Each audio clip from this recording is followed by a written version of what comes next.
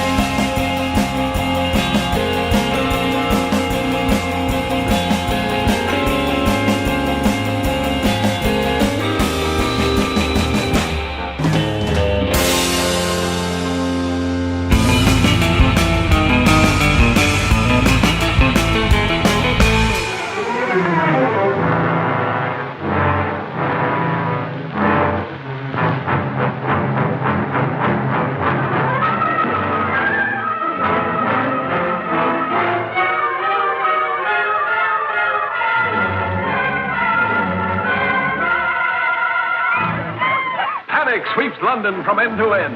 Even Scotland Yard is baffled. But two men of intrepid daring fight back. It's Abbott and Costello at their hilarious best. Battling fiction's most fearsome fiends in Bud Abbott and Lou Costello meet Dr. Jekyll and Mr. Hyde.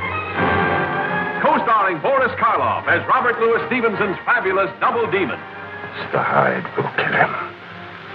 Mr. Hyde will kill him. With Helen Wesson, Craig Stevens, and Reginald Denny. Hey, stop this fight! There's ladies present! Bud and Lou are tearing up the town, trapping the beast among a bevy of beauties, adding turmoil to terror in a house of horrors that would frighten even Frankenstein. Come on, Will! We can catch your monster! Give me a hand! Come on!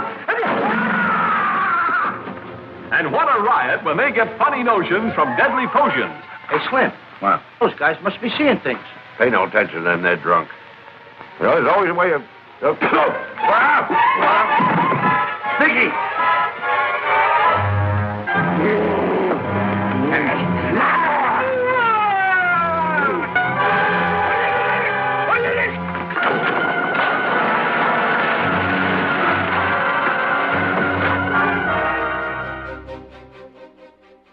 am Dr. Lee Cushing. Welcome to my Chamber of Horrors. Dr. Cushing's Chamber of Horrors is a serialized monster rally novel in the tradition of the classic Universal and Hammer horror films. It's written by Stephen D. Sullivan, the award-winning author of White Zombie, Daikaiju Attack, Manos: The Hands of Fate, and the original Chill role-playing game. My goal is to recreate the thrills of the Monster vs. Monster films that we all love. We'll have vampires, werewolves, mummies, psychic twins, and scheming madmen. And that's just in the first storyline. Now you can get Dr. Cushing's Chamber of Horrors and other monster stories sent directly to your email for as little as $1 a month. For just $2, you'll get all the chapters in advance, plus bonus stories and other perks. Sign up now at CushingHorrors.com or visit sdsullivan.com for a Patreon link. I do hope you've enjoyed your visit. Please come again. And remember, the chamber is always waiting for its next victim.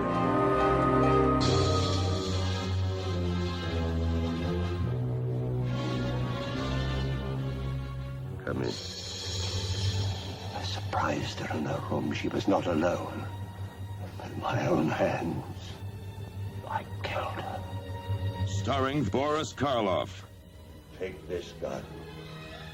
Escort this gentleman from the castle. If he resists, kill him. The Terror. His evil mystic powers go beyond man's wildest imaginings.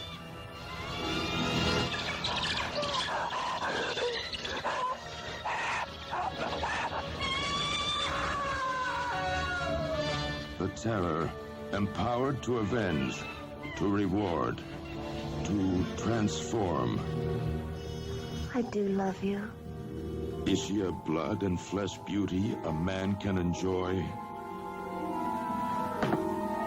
I am possessed of the dead.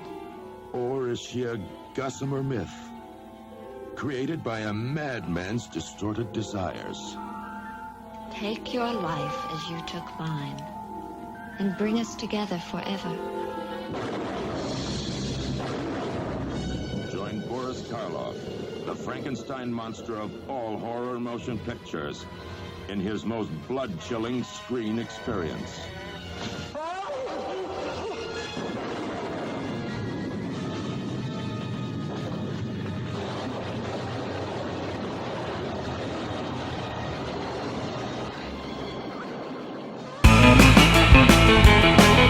Monster Kid Radio listeners, I'd like to welcome to the show somebody who's been involved in monster movie fandom for years. He's been involved with comics, a little bit of television, film, novels. The man has done so much, and I can't wait to see what he does next.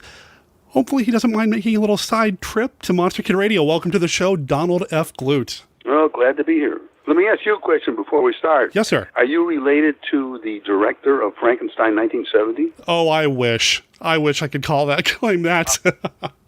Howard W., and I'm not sure if he pronounces his name Koch or Cook, but spelled the same way. It is spelled the same way, but man, if I could claim that, I don't know what that would do for my Monster Kid status, but I would take it in a minute. Well, they probably can't disprove it, so, you know, you're okay there. You heard it here first, folks. I am officially now related to the director of Frankenstein 1970, according to Mr. Glut here. How you doing, sir?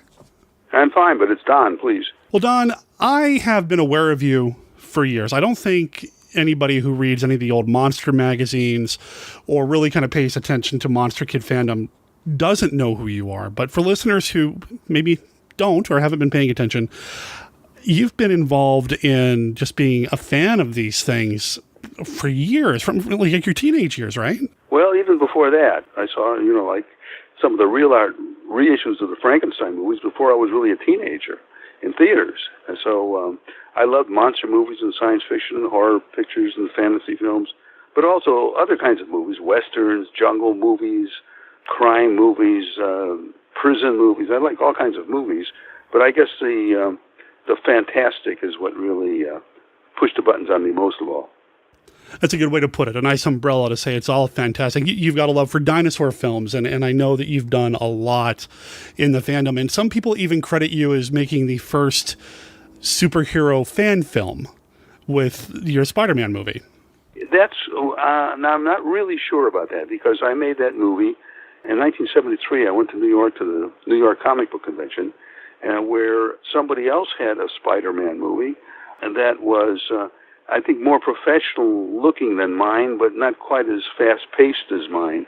And I think that movie was made around the same time, maybe right a little bit after, maybe even a little bit before, but approximately the same time. So I'm not really sure. I think it's the first one that really got any notoriety. So maybe it was the first. You know, we would call them fan films now. I think back then they were called amateur films. And there seemed to be a number of people making these amateur films inspired by the things they love. You'd read about them in Famous Monsters of Filmland and maybe in Castle of Frankenstein. And I'm just fascinated by the community that popped up around those magazines. I mean, today it's easier with the internet and Facebook and Twitter and Skype and everything that we can connect with anybody around the world. But back then, you just had the magazine. It seemed like an amazing community. It was, and back in those days, there weren't any books or videos or anything like that, or TV shows to tell you how to make these movies. You know, the studios were very secretive and possessive about their secrets, so they weren't telling you how to do special effects or anything. And as far as I knew at the time, when I started out, I didn't know anybody else in the world that was making amateur films. We were calling them home movies back then. So I had to figure everything out myself. I mean, I invented stop motion because when I made my first stop motion dinosaur film, I was convinced that movies like The Beast in 20,000 Fathoms and King Kong were using little robots, that those were electronically controlled mechanical creatures. I had no idea what stop motion was. I never heard of it. And then one day I got the idea, well, if you can make a cartoon creature come to life by making a series of drawings, what if instead of a series of drawings, you had a model and you just moved it a little bit? And so I tried it. We had a little bit of extra film. We were shooting some home movies with the family, and there was a little film left in it. So I set the camera up on a tripod in our kitchen, and I took a number of cooking utensils and dishware and things, and I moved them around. And when the film came back, lo and behold, they were moving around. And that's when I kind of figured it out. I didn't know who Ray Harryhausen was until I'd seen Jack the Giant Killer and didn't even know how it was done up until that point. And I was on vacation in California and showing my amateur films to Bob Burns, Jim Harmon, and Ron Haydock up at CBS. And Bob was working there at the time as an editor. And they were talking about Jack the Giant Killer, which had just opened on Hollywood Boulevard. And they were talking about Harry. I said, who's this Harryhausen you keep talking about? And that's when it all sort of came together, and I found out that actually I was doing it the right way, just on a way less professional scale than Ray was doing. And people can see a lot of these movies. There was a DVD release several years back called I Was a Teenage Movie Maker that's got a long-form interview with you, as well as a collection of a number of these home movies. I own the set, and I highly recommend people check it out. You can also stream it on Amazon as well, so highly recommend it. It's got the Monster Kid Radio seal of approval. They're a lot of fun, very entertaining. And I was going to say, even the Spider-Man short has some stop motion in it. Yeah, it was one of those Captain Action figures. And, you know, it's crude, but, you know, in those days, especially when I was younger, when I was making the early ones, I knew you weren't seeing perfection on a special effect or a edit or something. But to me, it wasn't that I was trying to fool anyone or show them that this was actually, make it look like it was actually real. I guess I was trying to get the impression across of what the effect was supposed to look like. I did dissolves on my later werewolf changes and things, lap dissolves, and they weren't perfect by any stretch of the imagination, but I thought anybody watching would know what I was trying to do, and that would be enough. And the strange thing, too, I'd never seen, especially when I put that DVD together and looking at those old films, and I didn't want to edit them. I wanted them to be exactly what people saw back in the days when I made those films.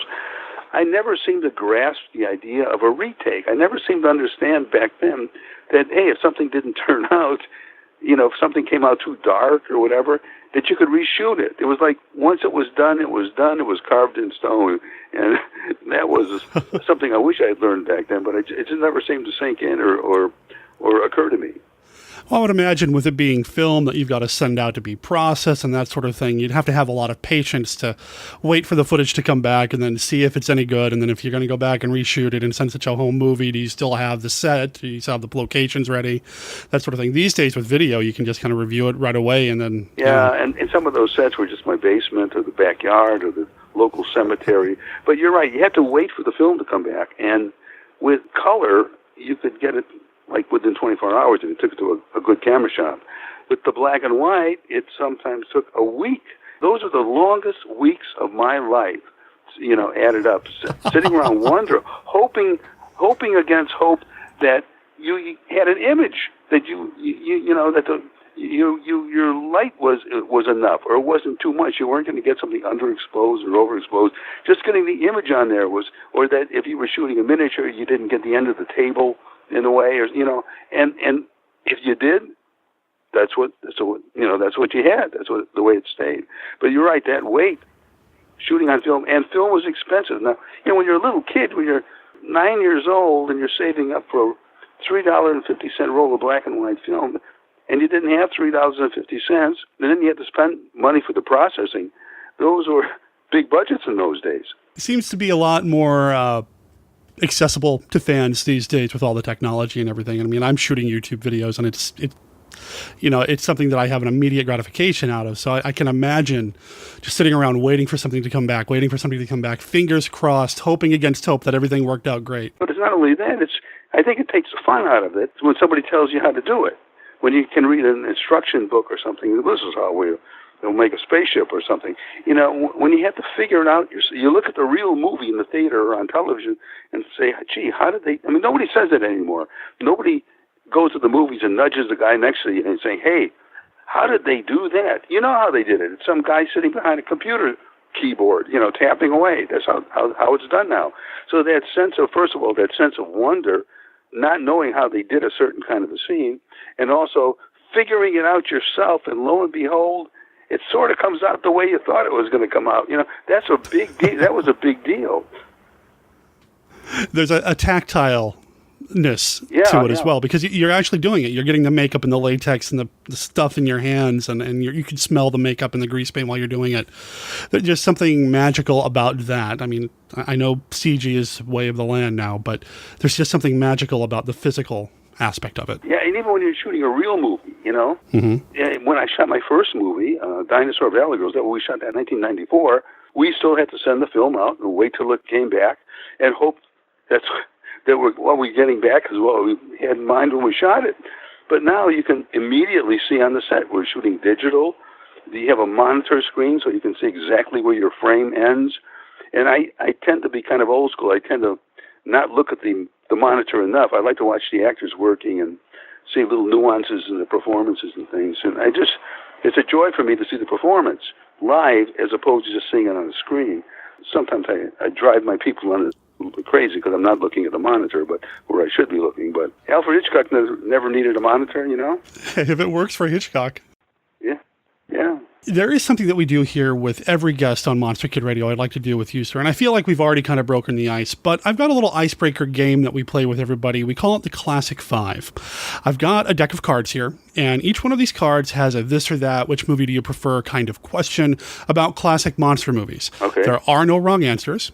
Some people call it a game. Some people call it a conversation starter. We just call it the Classic Five. How do you feel about playing around with the Classic Five with me, Don? Oh, sure. I'm game for anything. All right, here we go. Card number 1, right off the top of my deck. If you had to pick one of the classic Universal monster movies that could use just one more sequel, what would it be? One more sequel? Discounting Abbott and Costello? Sure.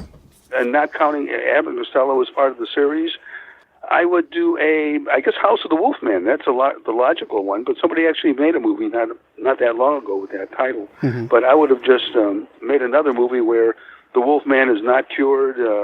In the movie, they say, be careful, any excess action or violence or whatever he says could reverse everything I did. So there was an out there for the Wolfman, and that's what I would have done. I would have done a sequel to House of Dracula. Okay. All right, card number 2. Which movie do you prefer? Son of Kong or Mighty Joe Young? Oh, gosh, that is a tough one. Son of Kong has dinosaurs in it, but Mighty Joe Young is a much better movie, so I guess it would have to be Mighty Joe Young. Here's the kind of movie you're waiting to see as John Ford and Miriam C. Cooper present Mighty Joe Young, whose sensational exploits will startle you, thrill you, electrify you with hair-raising excitement and suspense. See Mighty Joe Young as he savagely resists capture in his native Africa.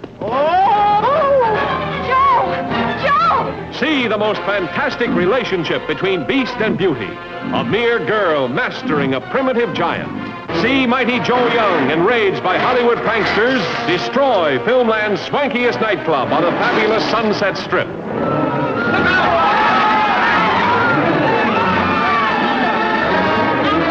Mighty Joe Young, the picture that's alive with the most sensational action thrills ever filmed. Mightier than King Kong, Mighty Joe Young.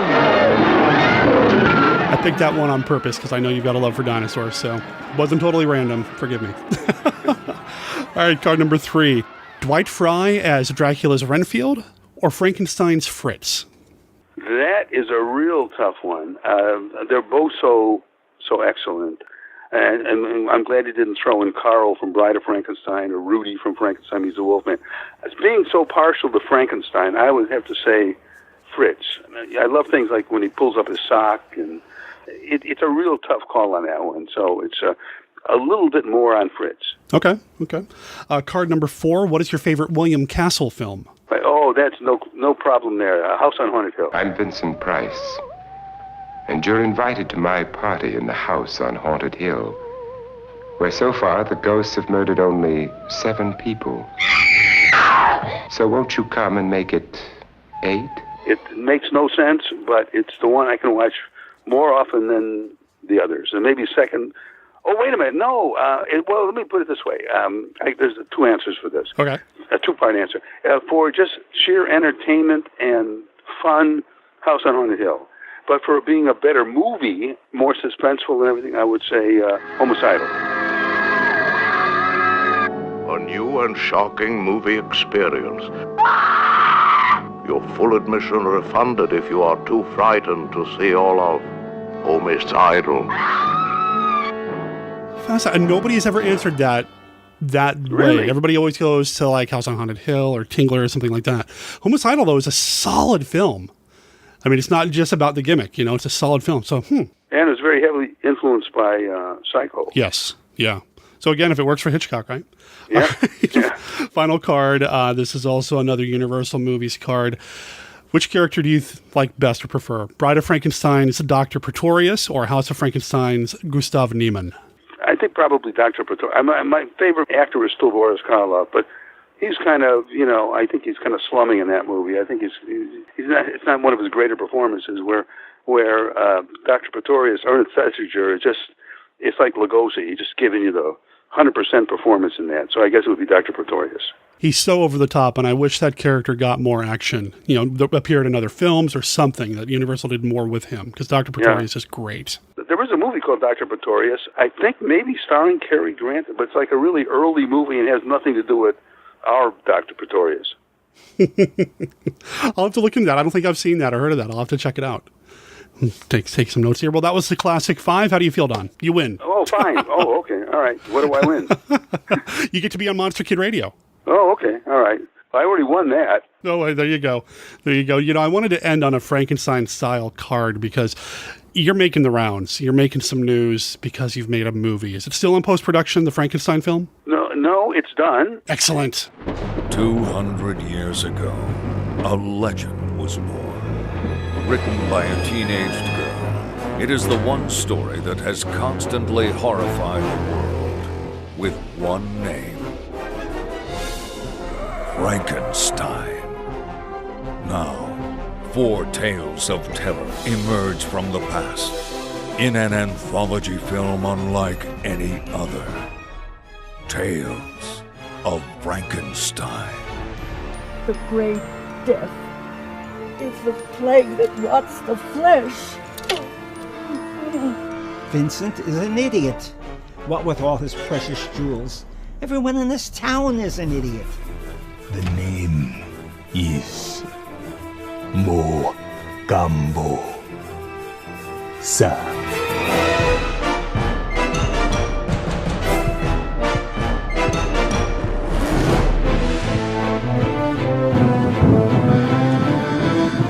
You're going to rob graves? What are you doing? We come. We are going to rob graves.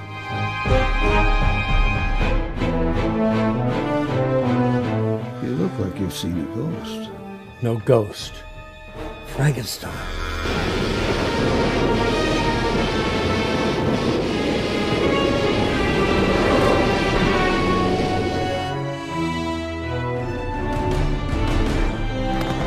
Very hard to believe. We're not living in 19th century Transylvania.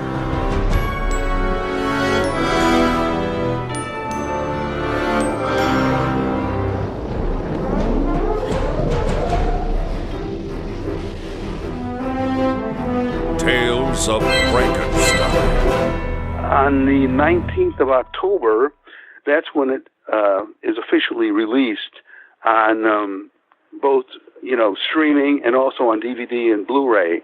And then on the 24th of October, we're having what we're calling the cast and crew premiere, and that'll be in the theater.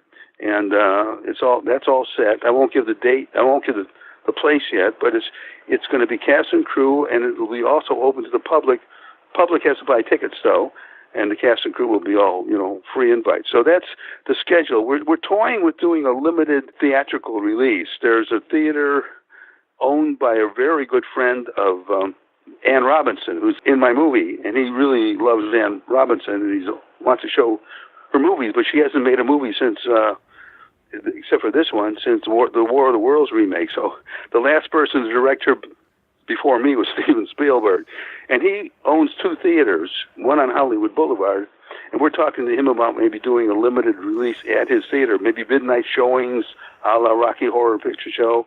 And we're also thinking going the art house circuit, because this is still what you would consider a little movie. It's not the Avengers Infinity War. It's not Independence Day or anything like that. It's got practical effects, makeups.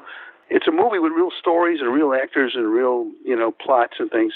And so it's not the kind of movie where people are going to go expecting to see a million CGI effects and all that. They're want something smaller. So we may go the art house circuit with that also. It's all very exciting now because even though nobody's seen the movie, it's getting a terrific response, and a lot of that has to do with, I think, two things. One is that this is the 200th anniversary of Mary Shelley's novel, and also I think people are getting really tired of seeing nothing but special effects, where everything looks kind of like you're trapped in a video game somewhere, or everything looks like a high-tech cartoon.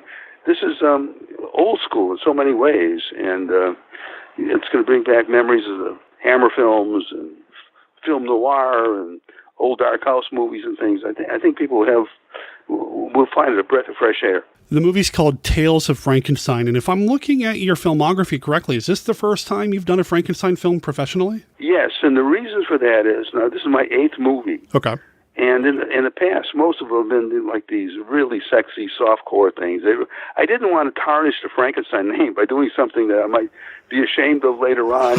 I wanted to wait until the time was right, and I was a good enough director that I wouldn't do anything that Mary will be turning over in her grave on because of. So I thought the time was right now. And then when I realized the 200th anniversary was coming up of her novel, I said, yeah, this is the time to do it. And coincidentally, when we shot one of the segments, and it's got 4 story segments in it, like the old Amicus films, once I decided to make the movie, one of the segments, just by coincidence, was Mary Shelley's birthday. So that was kind of a cool feeling on the set. We all wished her a happy birthday and everything, and that was a nice surprise for me. That's incredible, and nice timing, and it was meant to be. Yes. I am looking at some of the other titles that you've done, and I do see that you've worked with people like Paul Naschy in the past and some real genre legends, but now with Tales of Frankenstein, I mean, that is the genre legend. What is it about the Frankenstein monster that keeps you coming back? Because you've written a series of novels about Frankenstein's monster. It just seems to have a hold on you. What is it about that story and that creature that gets you? Frankenstein is like dinosaurs. I've been into both of them since I was a little kid, and I remember how it all started. I was in a theater when I was a little kid, maybe 9 years old, 7 years old, something like that, with my mother and my grandmother in Chicago. A theater was called the Music Box, which is where I had my first theatrical premiere, my theatrical premiere of a couple movies ago called Blood Scarab. And so it was like coming home and having this premiere in the theater where I saw my first movies. And we were watching a movie, I believe it was Tap Roots. Boris Karloff was in it. I had no idea who Boris Karloff was. I went there because it was a Western. And my mother nudged me. She said, "Oh, that's the actor who played Frankenstein." I said, "Frankenstein? I never heard that name before," but it kind of a ring to it, I guess. And on the way home, we were walking home from the theater, and I remember where it was. We were walking down Southport Avenue towards Gray Street, where we would have made the turn, and I asked my mother, "Who's Frankenstein?" And she said, "Oh, that was a man who was brought back to life, a dead man who was brought back to life," which was not entirely accurate. But for some reason, that intrigued me, and I started actively at that age trying to find out things about Frankenstein. And I didn't know what he looked like because there weren't monster magazines then, and they weren't putting pictures in the local newspapers or anything of the Frankenstein monster. The only visual I had was the Dick Briefer pre-code horror comics that were being sold back then. His monster was way more horrendous than anything conceived of by Jack Pierce. And I said, well, it was kind of unsettling. But then I kept asking people, friends of mine, relatives, people that were older than me, if they'd ever seen the Frankenstein movie. And they said, "Oh, yeah, and we saw The Bride of Frankenstein." And then he started telling me about having a kind of a squarish head and a high forehead. And I was starting to piece all this together in my mind, trying to figure out how. I was sort of superimposing that on the Dick Briefer comic book image. And one day I was walking home from school. This would have been about 1955. I was walking down the street, and there was a school store right next to, not the school I went to, but the other school. And in this place where they sold a lot of, notebooks, and it was a confectionery store. They sold candy and things, but a lot of school supplies. It was near Halloween, and in the window, hanging on a hook, was this mask. And I looked at it. It had the high forehead. And somebody said Frankenstein had a nail through his head. And I looked, and it had these like silver things on the neck and along the top of the hairline. And I just went in there and I said, I didn't say to the owner, I didn't say, "Hey, is that a Frankenstein mask?" I said, "I would like to buy a Frankenstein mask." And she went, and that was the mask she got me. It was the old half Don Post mask, not the full head, but the half one that you've seen a million times in the old monster magazines. And that's when I actually found out what the monster looked like, through that mask. And my interest over the years just kept growing and growing and growing. And then one day I was reading a pre-code horror comic that Atlas, which became Marvel, had put out. And there was a story in there called The Lonely Dungeon. And in that story, there's a guy, the protagonist. He was like the world's leading authority on Frankenstein. And as a kid, I said, what a great thing to be the world's leading authority on Frankenstein. And that's when I think everything hit the fan, and I just started, and then I saw my first movies in the theater, the real art reissues, and it just kept going on from there, and it continues to this day. Now, the movie is inspired. It's an anthology, like you said, it's like or portmanteau film, I think is what the Amicus films called themselves. It's inspired partly by the novels or all from the novels. What's the connection? Well, I had a series of 11 New Adventures of Frankenstein, 10 of which were novels, and one was a collection of short stories. Now it's up to 12 because I wrote a concluding novel just a few years ago after, 40 years or whatever it was. Which was like just getting back on a motorcycle or something. You don't forget certain things. So anyway, one of them was called Tales of Frankenstein, and that was just a collection of short stories that somehow vaguely tied in with the novels in one way or another, and had some continuity among each other, but not a whole lot. But I had all these different stories. I had about 25 stories in there, and they were all taking place in different time periods in different countries and things. A producer, contacted me. He was making a low-budget anthology movie, and he wanted me to write something. Well, I wasn't getting paid for it, but I thought if I had something on hand that I could just let him use, and if some money came in, that would be great, and it would also give me another film credit on my resume. So that was the plan, and I adapted adapted 5 of those stories to script form, and we had some creative differences, and I realized that no, that wasn't the way to go. I want to make this movie myself, and that's how it all came to be. So the original stories, there were 5 of them, and now there's only 4. The reason for that is my original idea was each story would be about 15 minutes long. So 5 of them, you do the math, it would be a nice feature-length movie. But then as we started editing, as Tony Malinowski, my editor, started cutting them together, he said, these aren't coming in at 15 minutes, they're more like 25 minutes. I mean, each one of these is like a half-hour TV episode. So I figured, well, gee, if we did 5, the movie would be way over 2 hours, and that's way too long for a movie like this. And so if we only do 4, first of all, that'll make a more reasonable running time. It'll also save me a lot of money because I won't have to finance that 5th episode. And I'll have already 1 episode on the back burner if we do a follow-up movie. So that's how that all came about. And of course, I was thinking of the Amicus films, Tales from the Crypt and The House That Dripped Blood and Asylum and all those. Everybody said, no, don't make an anthology. They don't sell anymore. Nobody wants to see anthologies anymore. But in my writing career, it usually turned out that things I really believed in, that I liked, even though everybody else told me they were crazy or they didn't think they were going to work, including books that I'd written, those are the ones that were always more successful. So I said, I'm just going to do this my way. So Tales of Frankenstein, the movie, has 4 stories in it, each one set in a different country in a different time period. And then there's a frame story that connects them all together. Like you would have the Crypt Keeper or something. Well, in this case, it's the Frankenstein monster. It opens with him searching through some ruins, and he finds a portrait of Victor Frankenstein, and he gets all bent out of shape and everything. So that portrait figures into every single one of the stories. Every one of the stories that it has a plot point.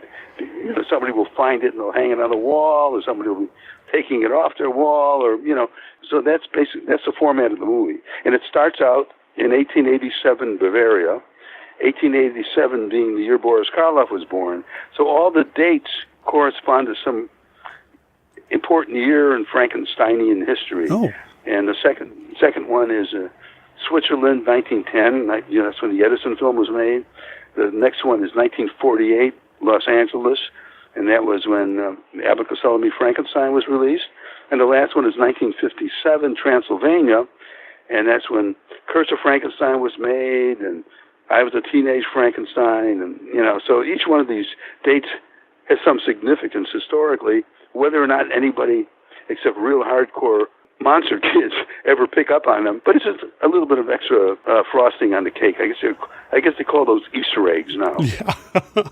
Yeah. I'm fascinated by that, and that's amazing. And man, the more you talk, the more excited I am about seeing the movie. And I'm seeing a number of other things. I'm looking at the cast list and the character list on the IMDb, on the Internet Movie Database. Obviously, there's a lot of Frankensteins in the cast, but I'm seeing other names that just really kind of scratch that monster kid itch. There's a character named Karnstein. It looks like there's a character named Veit. So there's a lot of little things here and there that I am really excited about seeing on the screen. And then you've got legends here. I mean, you've got Anne Robinson, you've got Beverly Washburn, who's amazing in the cast list as well. Jerry Lacey from Dark Shadows. I mean, how amazing is that? And this is fantastic, Don. Thank you. I can't believe it. There's approximately 57 actors in this movie, not counting extras. And one of the reasons is because every one of the 4 stories has its own cast of characters, and some of those casts are fairly large. I see too many movies that are low budget, independent, some of them costing more than mine, where they have 4 or 5 actors, and everything's shot in the backyard, on video. And I didn't want to go that route. And when I did my casting, I didn't want to use any actors who were known for doing bad B movies, okay? I didn't want to use any of the old Scream Queens. I didn't want to use, there are a couple of name actors now who do all these lousy movies, and that can hurt your sales. So I was very, very careful about who I put in the film, and we had very strict auditions. It wasn't just putting your friends in, or whatever, some girl because she'll take her top off or something, and so you give her the starring role, or putting the investor's girlfriend in because even though she can't act. Well, there were no investors in this. I financed it, so I didn't have to worry about that. But I was very, very careful. I didn't want this movie to look like a cheesy B movie. I wanted this movie to have some class. When you see it, I think when people see it, just to toot my own horn a little bit, they're going to be very, very, very surprised. This is very old school. It's very traditional. I mean, it's got mad scientists, brain transplants, villagers with torches. It's even got a gorilla. Well, you got to have a gorilla. The gorilla was the most expensive actor I had. I had it for one day. The most expensive prop was a 1939 Plymouth. Oh, wow. We had a sequence, the one in 1948. There's a private detective who gets, the old story, gets stranded during an approaching storm outside an old dark house. A car breaks down. Story-wise, it would have worked if you just opened it with him walking up to this house with a gas can. He was trying to find gas. But I said, no, there's... John Milius once told me that, he tells his actors when they're complaining, he says, the pain is only temporary, but the movie lasts forever. And he's absolutely right. There are things, in some of my old films, where I could have spent, for $100, I could have gotten something really great, but I didn't want to spend the extra $100. So every time you see the movie, that jumps out at you. I mean, the audience doesn't know what could have been there, but you do. I said, no, I'm going to go the extra money, and I'm going to rent that car. And so we have the car, we have the gorilla, some very impressive locations, as you'll see. And sometimes you gotta tighten your own belt a little bit and get something that's going to be of quality. And a lot of low-budget independent filmmakers just don't do that. They just try to do everything as cheaply as they can and get the worst actors and all these people that when their name appears on a movie, it's actually a detriment to selling your movie. And they don't seem to understand that. So, yeah, I'm very proud of my cast. Mel Novak, who plays... Mel Novak, it was funny because we had this painting done, the Victor Frankenstein portrait. Mm-hmm. It was done by Pete Von Schally, who's a fairly well-known comic book artist. Oh, wow. And, that's great. I didn't know he was involved. That's fantastic. Yeah, and his son plays a gravedigger in it. But anyway, Pete did this painting. The way the script is written, the painting doesn't look like anybody in the movie as I envisioned it. And there's a scene where Dr. Mortality, who's the character that Mel plays, is standing up in front of this painting, and he's trying to impress this private detective. There's Victor Frankenstein. I'm told I bear a very striking resemblance to him. And the joke was, because this is the only episode that has some comedy in it, the joke was he looked nothing like the painting. But the thing is, when we started editing the film, I looked at Tony and I looked at each other and said, he looks just like the painting. It looks like he was the model for the painting. So that's how that was a kind of a twist on the original idea. Yeah, Mel was great. He was, he really has an unusual look. He's really known for martial arts movies. So this was a real different kind of a character for him. And he loved it. It was one of his favorite roles, if not his favorite. So, oh, wow. So that was Mel Novak. There's somebody else in the cast that I don't think I would have ever associated with a monster movie, and that would be the late, great Len Wein. Oh, yeah. That is really unfortunate. He passed away before getting to see the movie, and we dedicated the movie to him, of course. Oh, that's wonderful. I was at a party at his house, and Len, it turned out, I was always discovering new talents he had that I didn't know he had. He was an improv comedian, which I didn't know. He was a gourmet chef, which I didn't know. Well, anyway, I was at a party at the house, and I was talking about this movie, and Len happened to walk by and hear, and he said, "Hey, why don't you put me in your movie?" And I was, I didn't know why. I said, "Well, I'm a writer. We already have a writer." No, I'm an actor too. So we put him in the movie. Now the thing is, Len's health, unknown to most of his fans, because he really hid it, was his health was lousy since he was a kid, since before a teenager. In fact, the doctor told his parents that they didn't. To be honest, I don't think your son's going to live to be a teenager. And of course, he just kept, going through all this pain and agony and treatments and dialysis and all this. And he just kept keeping it hidden, basically. And he didn't, unless you asked him, he never talked about it. But anyway, he came on the set, and he came in early. And because of a makeup situation, he had to come in early. But we weren't going to get to his regular scenes until late at night. And he spent most of the time just lying on a bed in pain. And I said, Len, why don't you go home? I'll get another actor. I can find another actor to replace you. He said, no, I really want to do this. I really want to do this. And you and I have known each other since the early 1970s. You're a good friend, and I don't want to let you down. He was just really, really suffering during his performance, even. But, so we dedicated the movie to Len. Len was great. For listeners who don't know, I mean, I talk about how wonderful he is, and you mentioned he's a writer. He co-created Wolverine. He was a very important part of what Marvel's all about these days. And, as a comic book creator, to get a chance to play another creator, a Frankenstein, I can't wait to see what he does. And it sounds like he really gave it his all. Yeah, Len plays an interesting character because he's not a scientist. Okay. If you read Mary Shelley's novel, before Victor switches over to science, he's into all the old alchemists. And so the Len's character, who is a descendant named Helmut Frankenstein, he says, when Victor was into the alchemists, studying Agrippa and Paracelsus and Dippel and all these people, that he accidentally, before he became a scientist, stumbled onto the secret of immortality. So he was right. So Helmut continues the pursuit of alchemy and puts science behind him. And he discovers this secret of eternal life. So I wanted to explore that aspect of Victor that you never hear anybody really talk about. He gets to that point, and then his teacher at the university says, "Oh, this is all baloney," and he goes into science. So that made an interesting original take on the Frankenstein theme, I thought.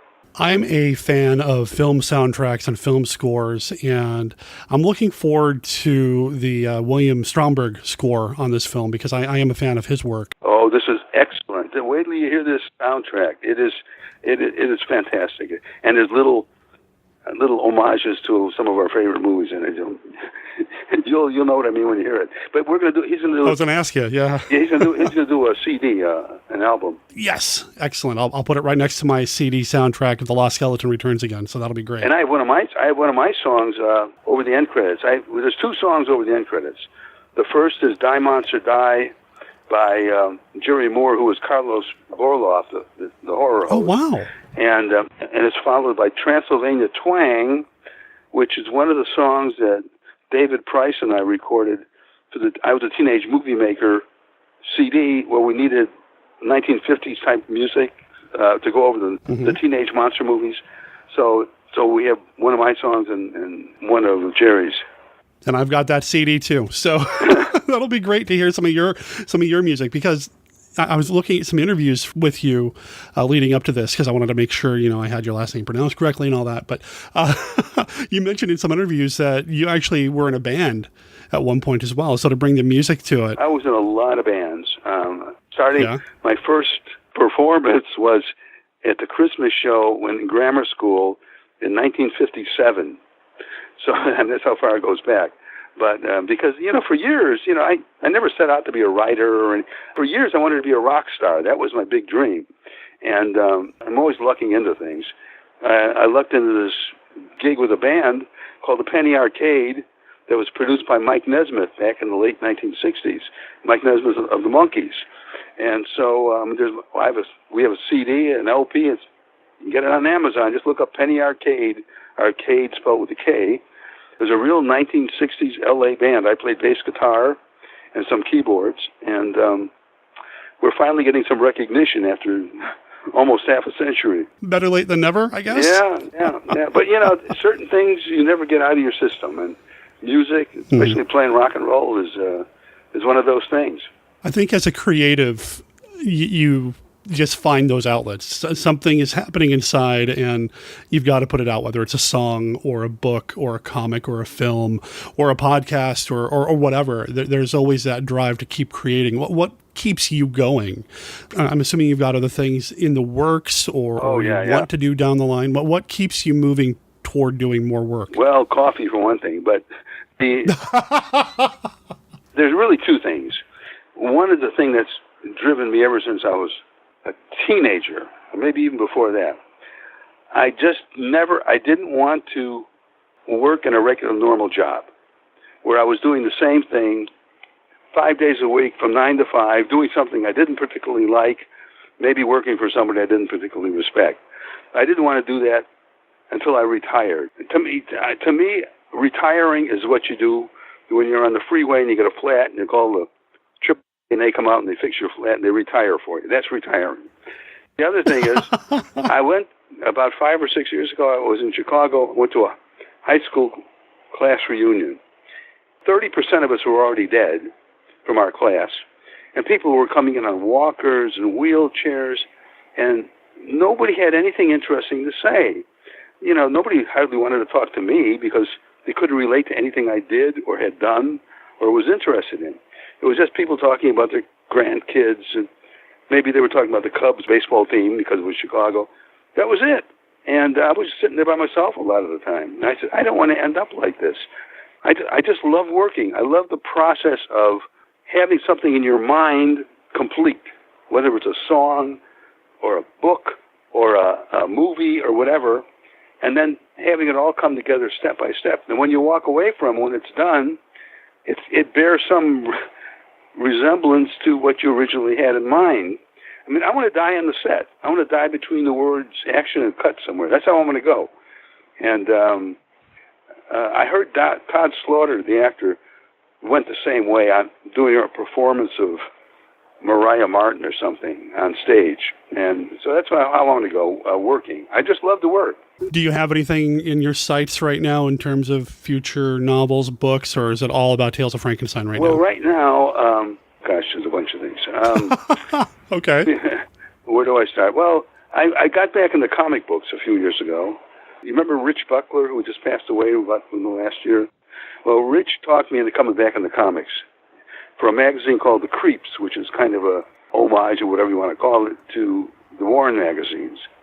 And I've written over 50 stories for them, or they got them stockpiled. I mean, I'm going to be moldering in my grave, and they're going to still be finding more stories on inventory, I think. And I just got an idea for a story, and I crank it out real fast. It's the best horror stories I've ever written, I think, comic book-wise. So I'm doing that. I got a lot on the plate with Tales of Frankenstein, because not only is the movie to deal with, the release of it and everything, but I'm merchandising it. I have a calendar now that will be out. In fact, I was at the printer today, and there's a 2019 calendar, a deluxe calendar with photos, about 60 photos from the movie and everything, and that'll be coming out. Bill Cunningham's Pulp 2.0 Press is doing in fact, it's out. You can get it now. It's on Amazon. It's called Tales of Frankenstein, the Movie of the Book. And it's a factual thing about the movie with lots of photos, the screenplay, and everything. Oh, wow. Okay. Then Bill is also publishing the Tales of Frankenstein graphic novel, introduction by Jaunty Jim Steranko. And I've got some really fine artists doing this. And so that's coming out. And there's going to be a series of trading cards, probably no gum to go with them, but trading cards, 50-card set.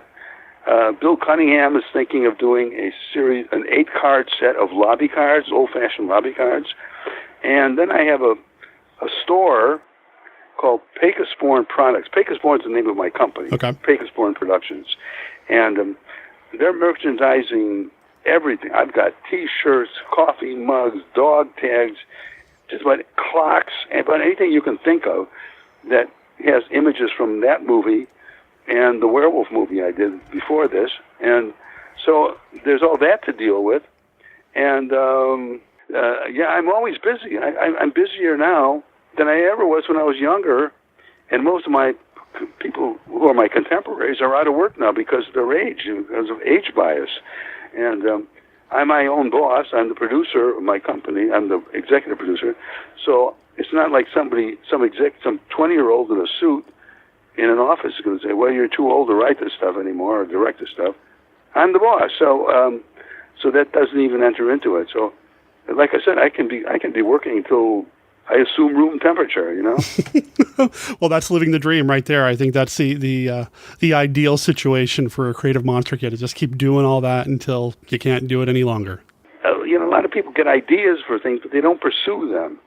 And, ideas for stories or novels or movies, but they take the easy way out. They'll take the job in their father's grocery store or something. But to me, I didn't want to go that way. And there's nothing better than to be paid for something you really love to do. And it's like, it's not a job then anymore. It's just, it's a difference in having a job where you can't wait until the weekend comes up so you can go home and watch TV or whatever you do, or a job where you can't wait till it starts. And then the sad part is when it's over and you got to find something else to do. But I always have something else to do. Always comes up. Well, I'm really excited for Tales of Frankenstein. Again, it's making its premiere later this year. I love that there are still filmmakers out there like you and a handful of others that are still making movies that have the physical effects, the heart in the right place, or in this case, maybe the brain in the right place. I'm just really excited for what's going to happen here. This movie may not make me a penny, but that's not the reason I made it. I got years ago, after my mother passed away, and I sold a house in Chicago, and I sold my comic book collection. I figured out ways of getting myself financially secure, so I wouldn't have to worry about work the rest of my life, and I could afford to lose money. I'm having a great time. I'm just having a ball making movies like this, and I think this is going to be my niche from now on. I'm going to make monster movies. Not just horror pictures, but movies with a monster in it. So I have, right now, I was going to follow this up with, I have a vampire movie. It's basically Carmilla in modern day. It's basically Carmilla meets Death Wish.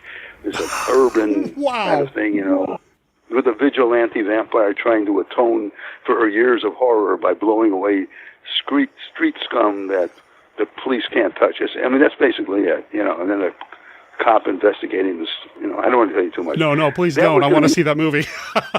Okay. That was going to be the next one.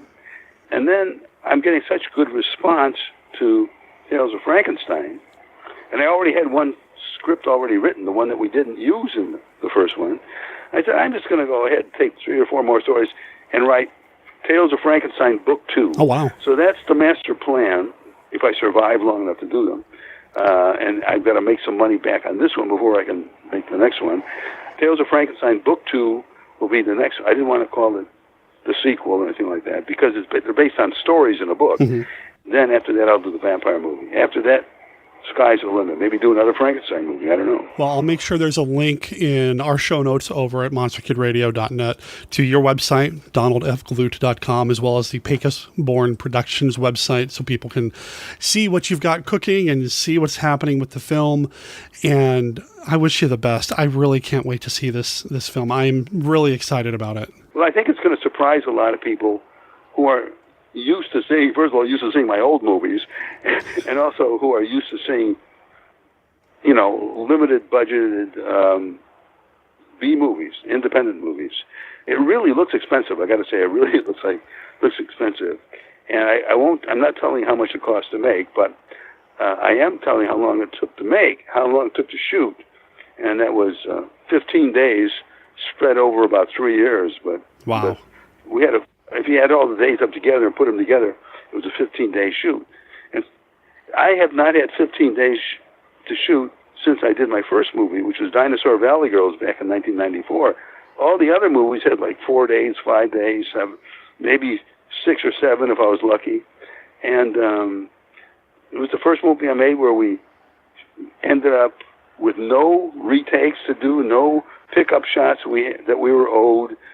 Some of the days we actually ended early, and it was a very pleasant experience. It was a wonderful experience. Well, I hope that translates to the screen, and I know I'm going to be picking up a copy of this movie, and if it plays anywhere up here in the Portland, Oregon area, I would be more than happy to go see it on the big screen. So I really hope it does well for you.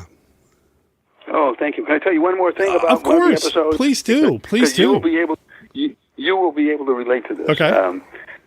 One of the segments is set in 1948 Los Angeles, and it's the only one with any real humor in it. And but it's a takeoff on the old hard-boiled detectives, Philip Marlowe, Sam Spade, and also old Dark House mysteries. Okay.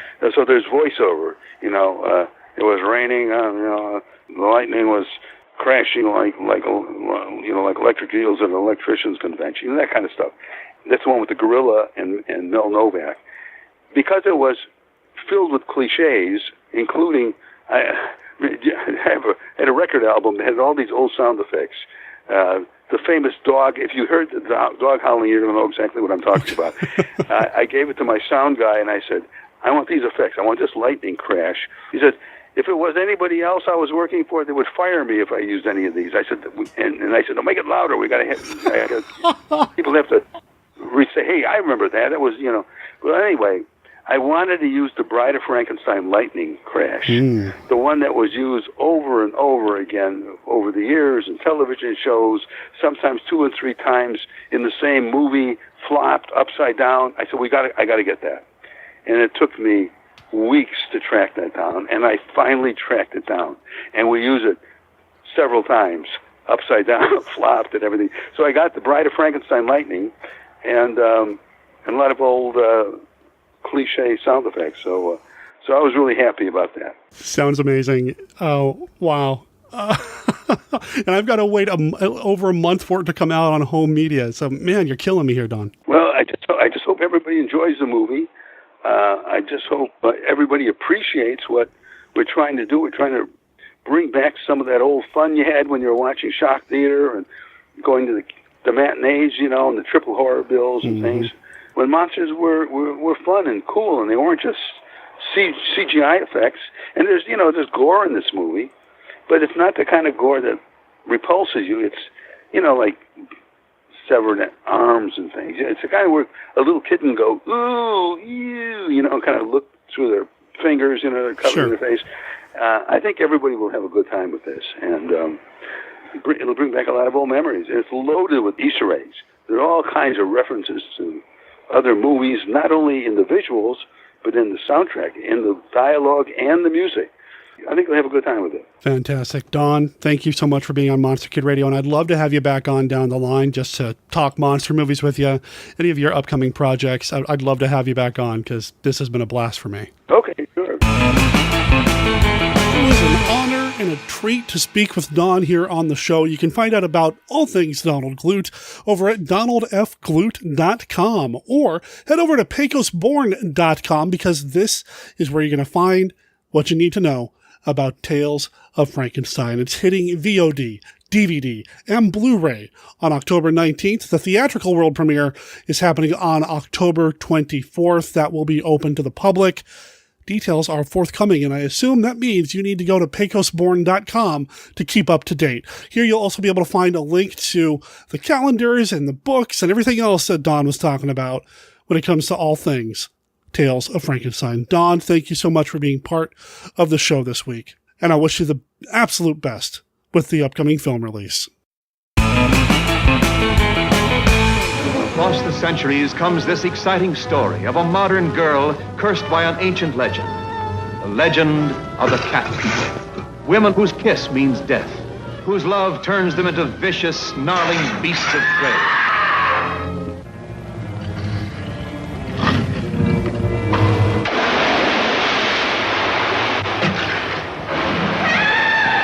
Twice I've been followed by something that was not human, something that attempted to take my life.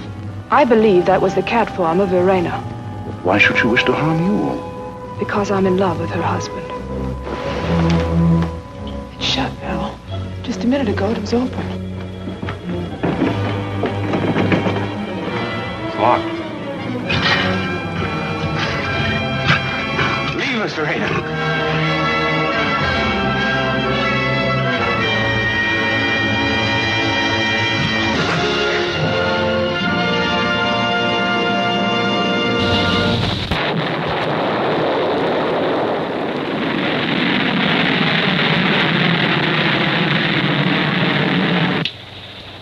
M1 to CK. Docking maneuver completed. Link up accomplished successfully. Starting rocket motors to continue flight. Over and out.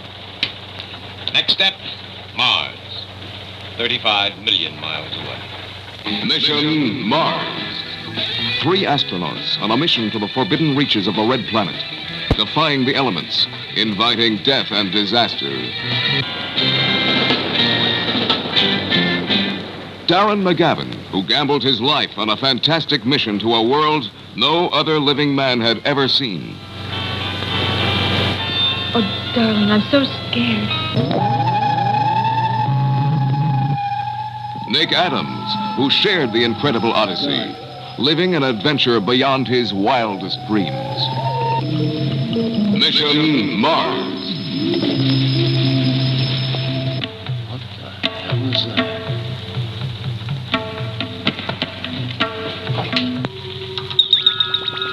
They met their destiny on a planet that time forgot. An adventure that smashes the barriers of man's imagination. Watch out, the ball is opening!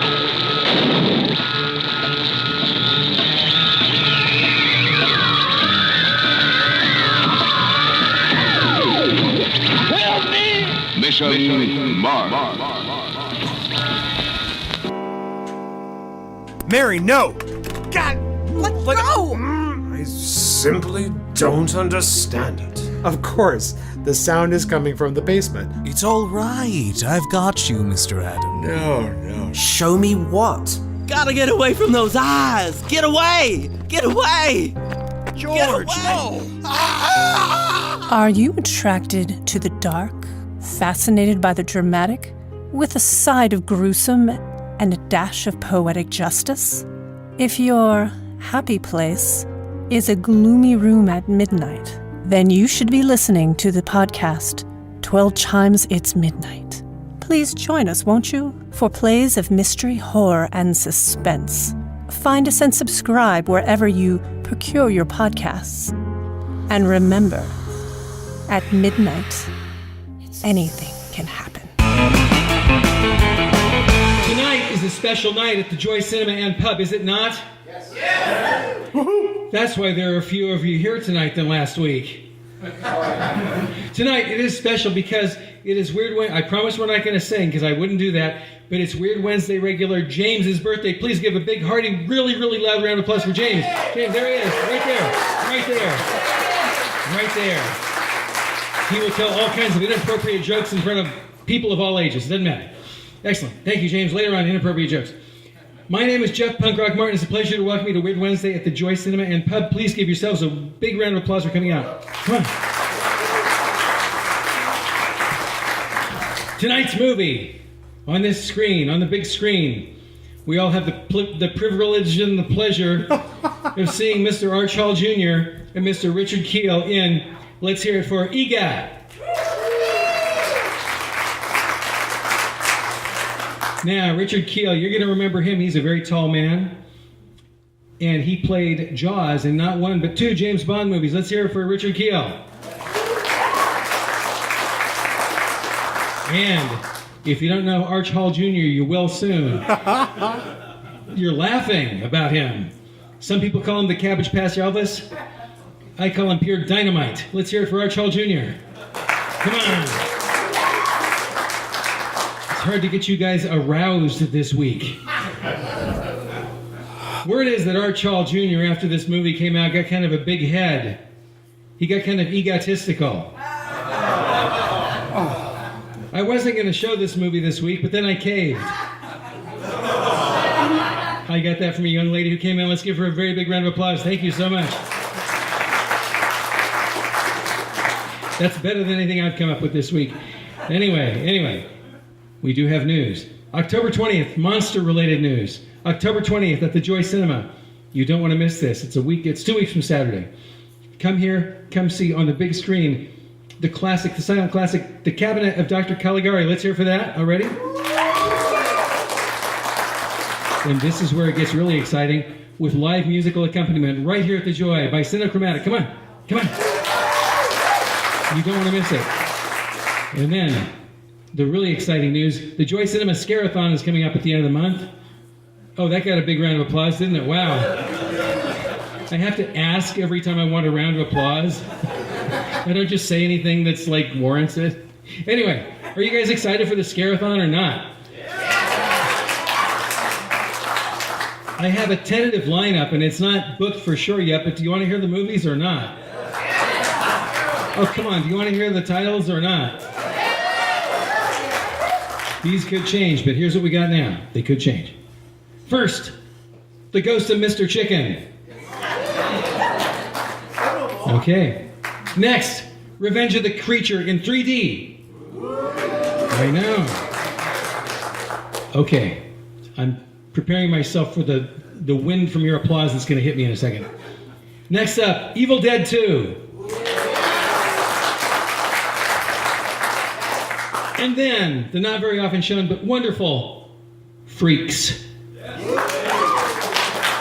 And for our final show of the evening, the classic hilarious comedy Shaun of the Dead.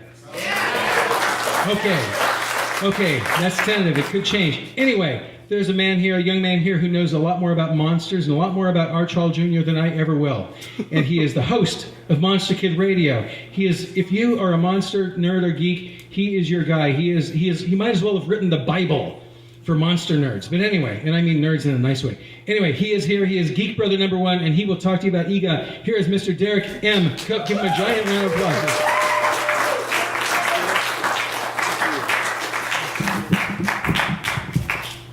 I should write a Bible? Really?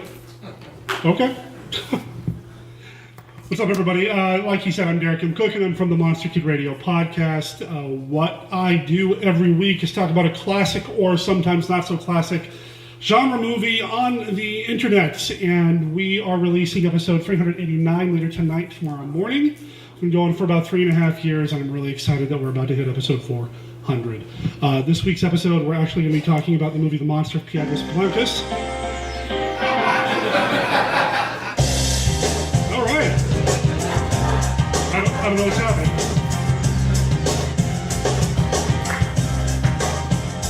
It's Weird Wednesday. Okay. I'm just going to keep going until the music kicks in again. Anyway, let's talk about the movie we're going to see tonight. How many of you have seen EGA? Yeah. Okay. All right. So a lot of new viewers here.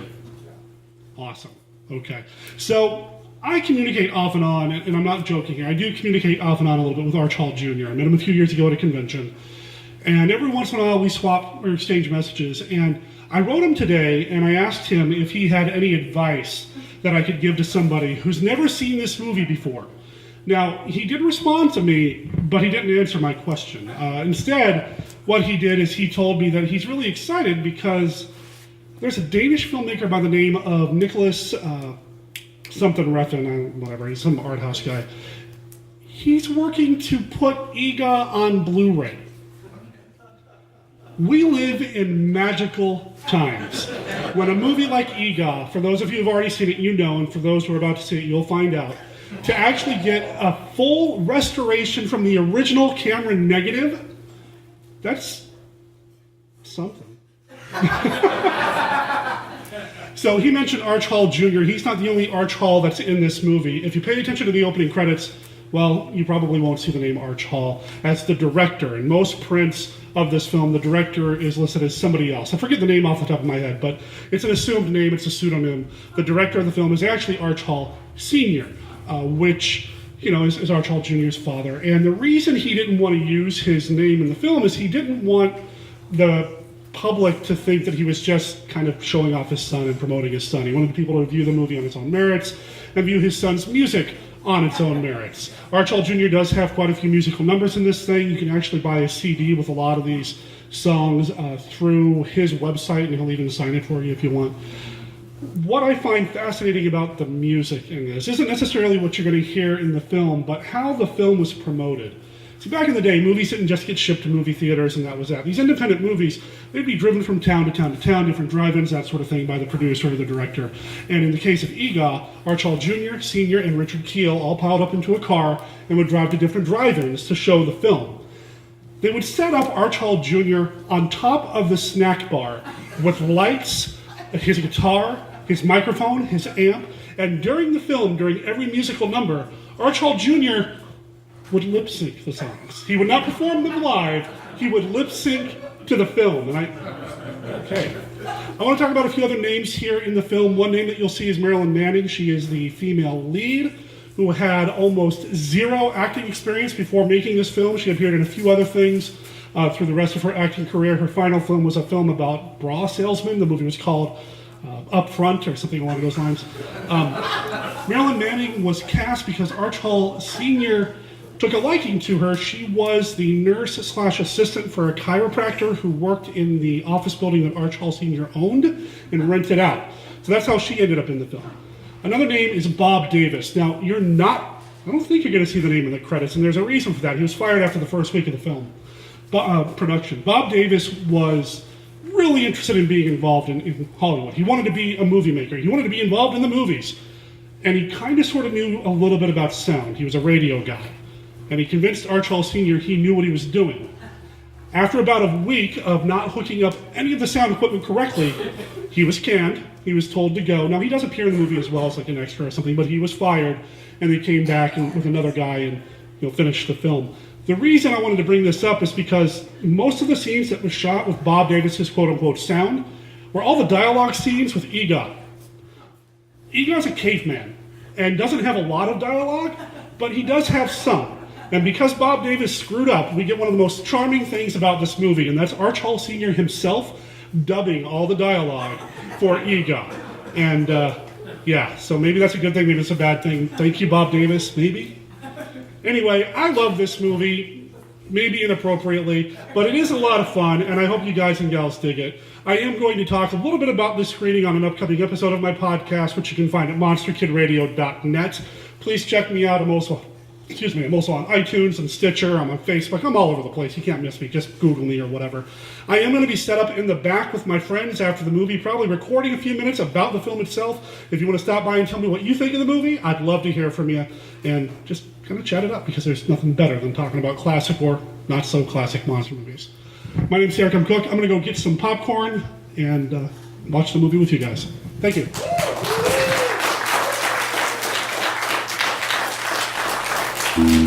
From ancient Genesis to the modern screen, is the name written in blood. Ega! If I could just call you on the phone.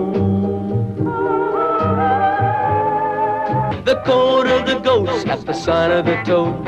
Nobody lives on the Brownsville Road. Thrill to the newest recording star, Archibald Jr. Oh, the screaming this way. See ravishing Marilyn Manning in a thrilling, chilling story.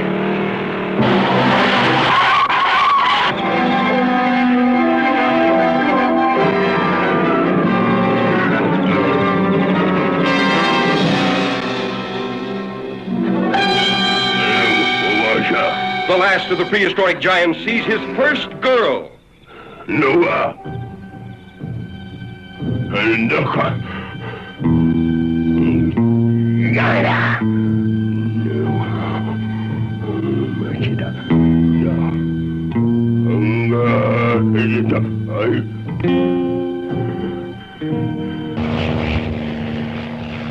Curious newsmen search deep in giant country for the last of the ancient cavemen. See a tough giant tamed by the soft hands of his captive woman. See him sacrifice his ageless beard for her love. Then lose her to a boy in a dune buggy, escaping a burning desert. Ega's primitive passion was love or kill.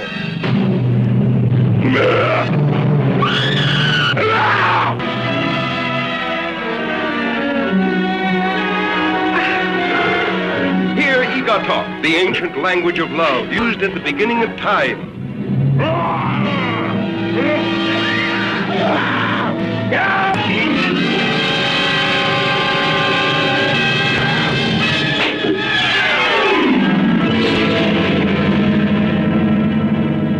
See Ega. It's another kind of recorded live Weird Wednesday thing. Jeff Polier, man, how you doing? I'm doing great. We were here seeing Ega once again. The name written in blood, is according to the movie poster, which is totally not what we just saw. No, not even remotely. You were saying earlier that this movie has a special place in your heart.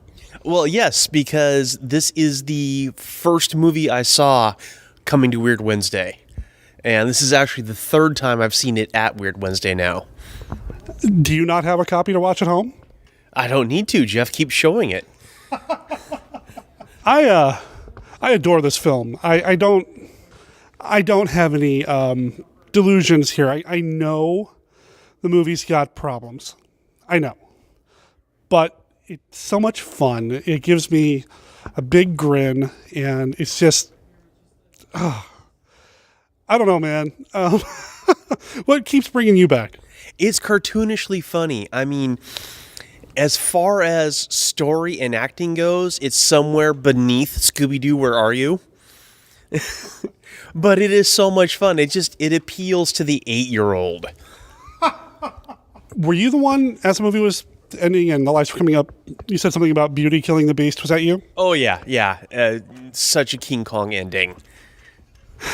I was going to bring this up because actually when I was doing a little bit of research about this film, a lot of King Kong comparisons were made, and I was debating whether or not I was going to get up and ask you guys which was the better Beauty and the Beast movie, this or King Kong, but I couldn't imagine doing it with a straight face.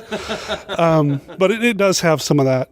Let's see, we've been talking with Jeff, and Dominique Lamzis is here, and what did you think of the film? You've seen it before. Oh yeah, I've seen it a bunch of times. It's a movie.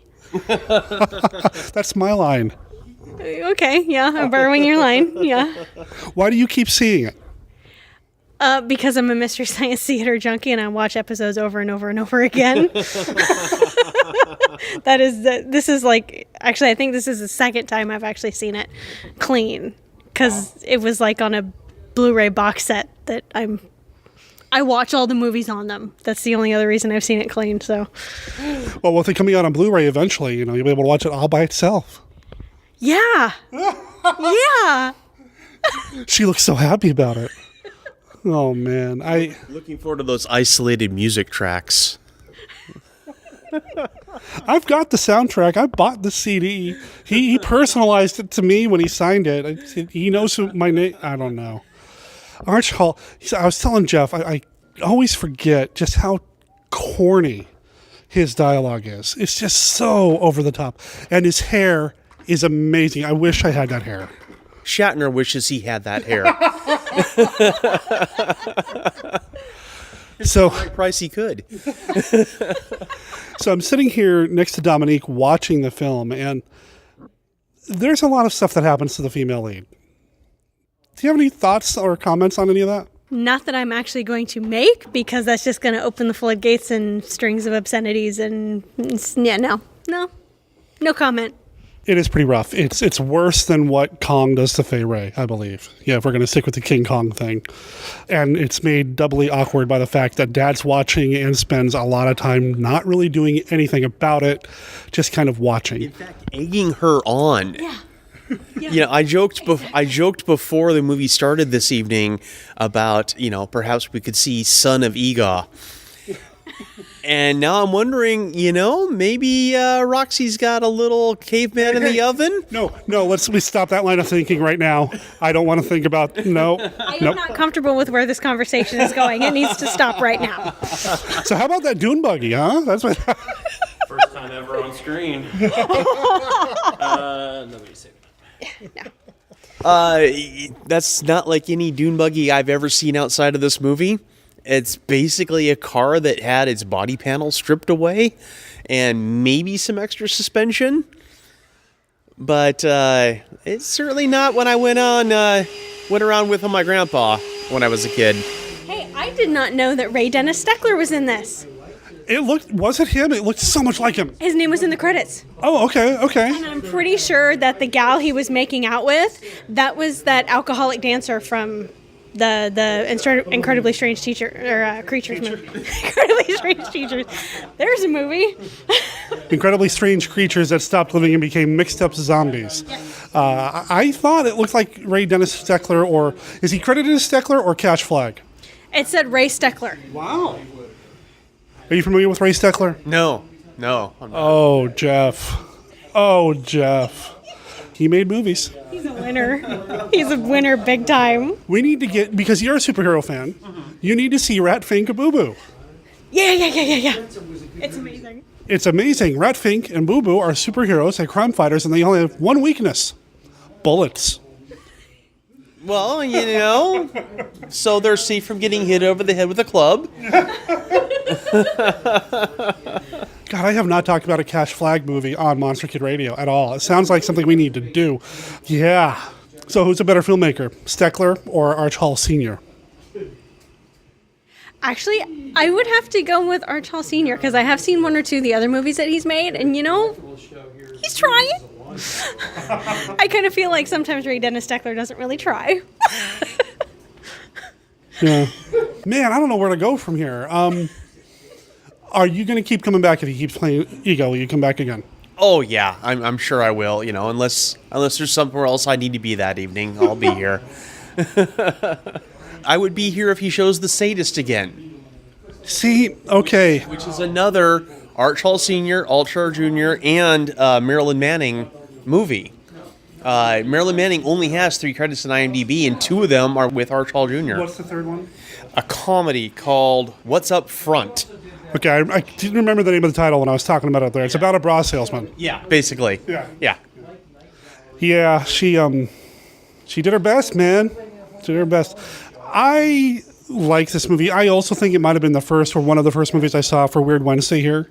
I don't remember for sure off the top of my head, but it's something I associate with Weird Wednesday, I guess is what I'm saying. Mm-hmm. Well, you were saying we associate Weird Wednesday with EGOT, and it helps that the poster for EGOT has been in this theater as long as I've been coming to Weird Wednesday. I took a picture when I came in. I think I take a picture every time they show EGOT. I love it. So, okay, that's a good question. So, good point. EGOT's on the wall.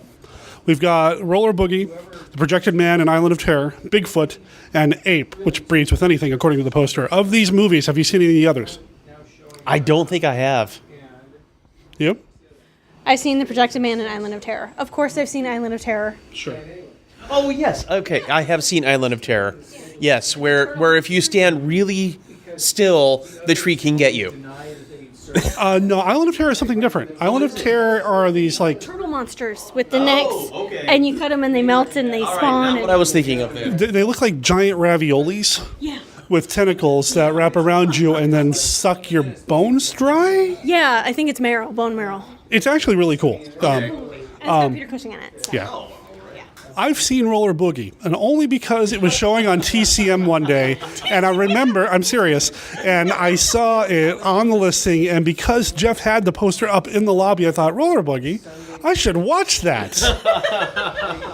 How wrong were you? Well, do you like Linda Blair? She's okay. You like roller skates? They're okay. Mm-hmm. Beverly Garland is a movie. Okay. So that's something. You got a little bit of monster movie. No. Okay. All right. I don't know. We should wrap this up because, again, we are going longer than your normal Weird Wednesday calls.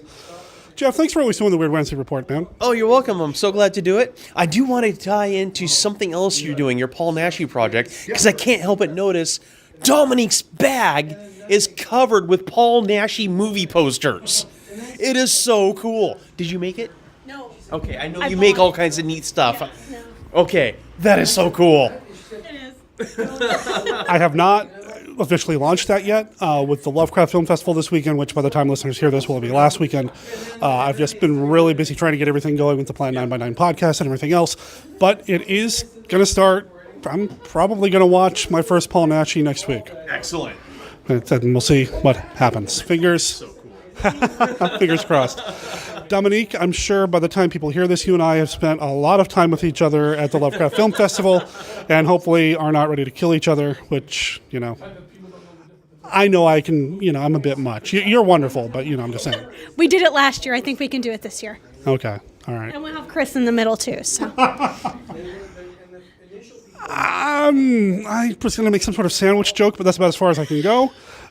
Thank you, everybody. This has been the Weird Wednesday Report with Jeff Polier and Dominique Lamses. Tom Doffel got out of here before I could start recording with him. Was he there the whole time? No, he disappeared about halfway through. Come on the most fantastic and terrifying journey of your life. 4,000 miles into the center of the Earth, to a world within our world, at the Earth's core. Now, American International Pictures hurls you at supersonic speeds with Doug McClure and Peter Cushing to a world peopled by creatures beyond your wildest nightmares. The Mosops, whose fiery breath withers trees and plants. The vicious Mahars, bird women who feed on human flesh. The giant Baz, lizard-like behemoths with poison fangs. The cruel Sagoths, animal-faced soldiers of Pellucidar, ruled by the Princess Dia, whose seductive beauty can drive men mad. Come on the most incredible voyage ever dared by man. Edgar Rice Burroughs at the Earth's core. Rated PG. Parental guidance suggested.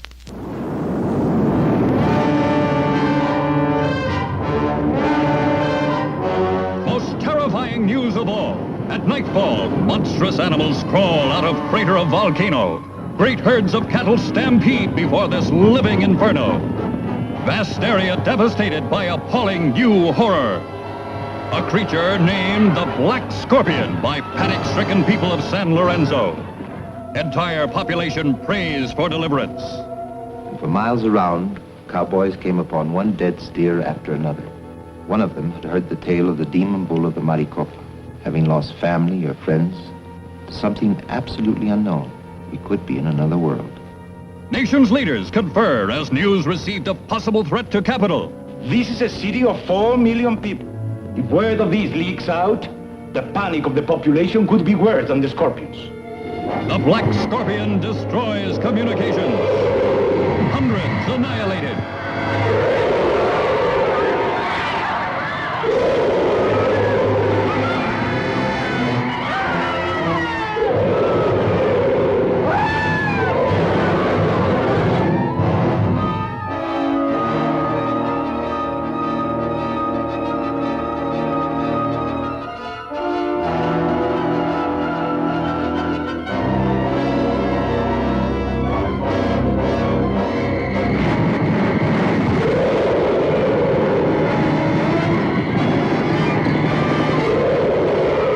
On a scale never achieved before by any science fiction picture. Thousands in the cast.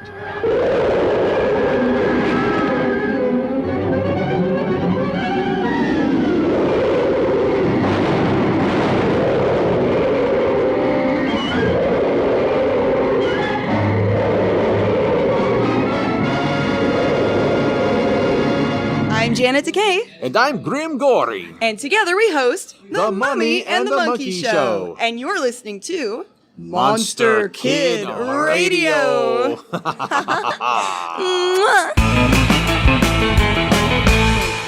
Hey, you know how I'm always saying that if there's something happening in your area that you think Monster Kids might enjoy, that you can always call in or send me a recording or something like that?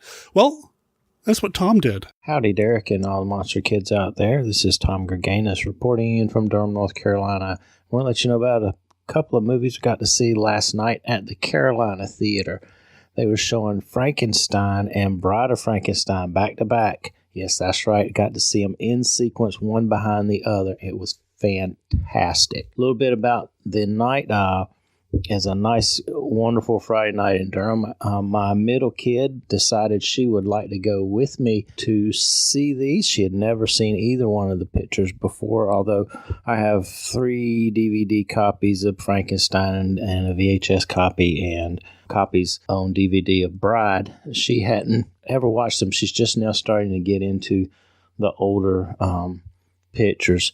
So I was really happy that she was able to go with me. We had a lot of fun. It was kind of a micro monster bash. They had a couple vendors there at the venue and some nice introduction by the organizers at the beginning. But let's get down to the movies themselves. First off, they showed Frankenstein. The really cool thing is they had set up so that the screen comes up and says it's November 21st, 1931.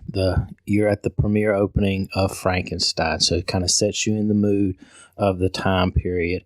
They showed a couple of trailers of movies that would have been out at the time. One of which was Murders in the Rue Morgue, and a couple of others. So it was really kind of getting you in the feel of the time period, and then they started the movie. I had never seen this movie on the big screen before, and I was blown away by it. It's really very beautiful movie. First off, let's talk about the acting. This is, of course, Colin Clive's movie. He is the epitome of the mad scientist, and I had forgotten, having not watched Frankenstein in a while, what a good job he does of bringing that across. He's really manic in this movie, gives a feel of his madness and his obsession. It's truly powerful performance. The other actors do a good job. Karloff is good in this. He's just not given enough, early enough in his career that, he's not given a lot to do in this movie. But he does come across, he's imposing and frightening. And you get a little bit of the sense of what he could be and what we'll see in the next movie, of course. But the thing that impressed me the most was the sets and the set design. And it really comes across how massive and magnificent these things are on the big screen. It was truly fantastic. The laboratory equipment, the sound, just the hugeness of the sets and the work that went into the laboratory set in particular was phenomenal. So that was Frankenstein. And so we had a short intermission and then dove right into the Bride of Frankenstein. Again, they set the stage of having you in the time period, the premiere date, with a couple of trailers of other movies, one of which was Karloff's Mummy, which was great to see. And then, got into the movie, picking up immediately where the previous movie left off, which is fantastic. And so it really made it feel like you were watching just one longer production. All right, so let's talk about the acting in this. This is really Ernest Theiger's movie. Clive is very prominent in it, and he's got a large role in it, but this is all Dr. Pretorius, and he just takes the whole show. It's so much fun watching him in this role and relishing the dialogue that he has and his use of his face and his expressions and the tones and way he says his lines really lends a lot to the character and builds this character and enhances the movie so much. It was such a joy and so much fun watching him play this character. The scene in the crypt with him, Pretorius, and the monster is absolutely fantastic and is a true joy to watch these two actors working with each other, and the dialogue that they have in the setting that they're in is just fantastic. And that leads us to Karloff. They gave Karloff an expanded role in this as the monster, and he really does a fantastic job, as you probably know. There were times when he was evoking sympathy from the audience when he was being frightening. He had a huge range in this movie versus the previous one. You can really start to see how he is the actor that we've come to know start to come out in this role. I mean, with hardly any dialogue at all, mostly grunting throughout the whole thing, except for near the end. He just really, really does a fantastic job. The next thing I'd want to talk about is the sets. The sets are even better in this show. The soundstage set for the forest and the hermit's hut and that waterfall scene where the girl falls in are amazing. The Frankenstein house, the entryway with the arches and the staircase and all was wonderful. I really, really like seeing those extensive sets. The last thing I'd like to say about this is the addition of a soundtrack. I was not really that aware that the previous one didn't have a lot of soundtrack, but once The Bride started playing, it was quite noticeable. And while I thought the lack of soundtrack in Dracula actually enhanced the movie, not having it in Frankenstein and then watching Bride and having it, I see that the lack of soundtrack in the former movie may have taken away a little bit. I think they used the music in the background to really enhance some of the scenes. So I was very appreciative of that. Last thing I will say is praises to the Carolina Theater. They did a fantastic job with this show. Again, like I said, they had some vendors out front. The organizers were super friendly. They had a prize drawing at the beginning of the shows, and it was just really, really, really fun. Everybody there was there to have a blast, and they did, and it was really friendly. The other cool thing is that the Carolina Theater is really into our kind of movies. They've shown a ton of them in the past, which I have been stupid and not ever taken advantage of. I mean, I missed Creature last year. I'm beating myself up every day about that. But the good thing is they'll be showing more. In fact, not this coming Monday, but on October the 15th, they're showing Scars of Dracula and Horror of Frankenstein. So I hope to be there, and I will report back after those. Because this is a really good month for monster kids here in North Carolina. Not only do we have the Carolina Theater here in Durham, but Alice Cooper is visiting on Monday the 8th, and I will be there. And I'm extremely excited to see Alice for the first time. So this is Tom Greganis from GoForthAndGame.com, and keep them scary. So that was October 15th, Scars of Dracula and the Horror of Frankenstein. So cool. Tom, thank you for setting that in, man. Really cool. And listeners, if you've got any events coming up or that you've been to that you want to share with the Monster Kid Radio listeners, you know what to do. So this is the feedback section. We started with Tom's report, and now we got Brenda. How you doing? How you doing? What was that? What just happened here? Well, also... That activated Wednesday. Yeah, she piped in. She also said...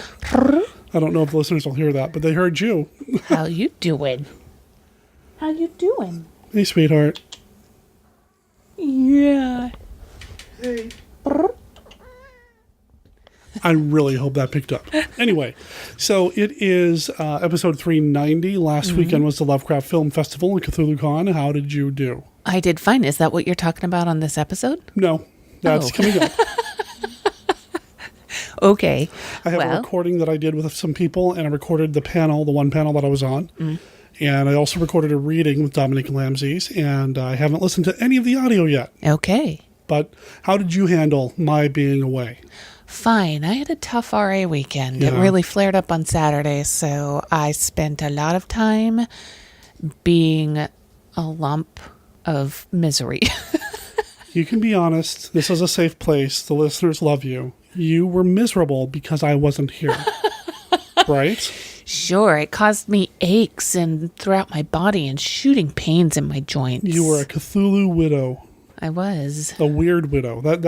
A weird widow? A weird tales, weird fiction, Lovecraft. I'm trying to find alliteration here. I'd rather just be a Cthulhu widow because it means that I chose my life over going with you.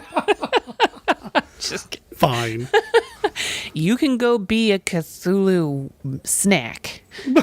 You a snack. I'm just going to stay here. I'm really uncomfortable with where this is going. Well, if I'm a Cthulhu widow, doesn't that mean you went off with Cthulhu? Well, not necessarily. Oh, so are you saying you married Cthulhu? No. Okay. I don't know. Widow implies death, which means you've been eaten by Cthulhu. Well, that clearly didn't happen. I know. Read an email. Hey, Brother D. Brother D. That is a name I haven't heard in a long time. That's true, huh? I'm going to perfect my Obi-Wan Kenobi impersonation for that. One of these days I'll get it right. Star Wars, the first Star Wars, when Luke Skywalker calls Ben Kenobi Obi-Wan, he says, Obi-Wan, that's a name I haven't heard in a lot. Anyway. Wrong podcast. Billy Dunleavy from magazinesandmonsters.com here. It's been a while since I checked in, but rest assured every Thursday morning I'm listening on my morning commute. The show is better than ever, and I love hearing your thoughts on these great films along with your guests. The most recent episode, The Monster of Piedras Blancas. Well done. Ooh. Is a film I just saw for the first time within the last year or two, but I think it's a good one. That scene with the severed head is great. The other segments on your show are cool too, especially the one that spotlights the toys and models from back in the day. The reason I really love that one is because I see the advertisements in my old comic books all the time, so it's a great connection for me. The trailers that you play during the show are cool as well. Also, when you and Brenda do the feedback together, the show takes a turn into something more personal, which I thoroughly enjoy. You guys are a great pair and a great example of how a relationship should be. Keep up the great work. You hear that? Billy. You hear that? Yeah, keep working. Don't screw it up. What? As if I'd be the one who screwed it up. Hey. The segment with the toys and models, Michael Dodd was the man who was submitting those, and I haven't heard from him in a little while. I did shoot him an email. Yeah. And I haven't heard back. So, Michael, if you're out there, I hope you're doing all right, man. Drop me a line. Yes, don't feel obligated. Just keep on surviving. Yeah, I just want to make sure you're okay. Yeah. Yep. But we are a little worried. A little bit. What Send was out the that? hounds. Why are you...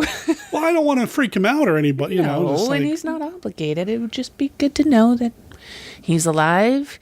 He didn't fall into his plastic melting machine and come out in the shape of a monster. Of all the ways for a monster kid to go, though, that's the way to go. Oh, well, that was nice from Billy. Monster Piedras Blancas. Fun episode, man. That was a fun episode last week with Chris McMillan. That was a blast. Yes. Severed heads on a 1950s monster movie. Who would have thought? Really, really cool. What do you mean, who would have thought? 1950s. You think it's too gruesome? Well, it was pretty gruesome for what it is. It's kind of surprising when you look at something like Creature from the Black Lagoon, which is like the iconic 1950s man-sized monster movie. You hear that Steve Turek, you hear that Anthony Wendell, that's foreshadowing. Creature from the Black Lagoon is the iconic 1950s monster movie. And when you look at that, there's not, I mean, there's a little bit of blood, but not really. Not a lot. But Monster Piedras Blancas, there's a couple of heads. It's pretty gruesome for what it is. What country? Here. Here. This is American. Yeah. And how did it do? Yeah.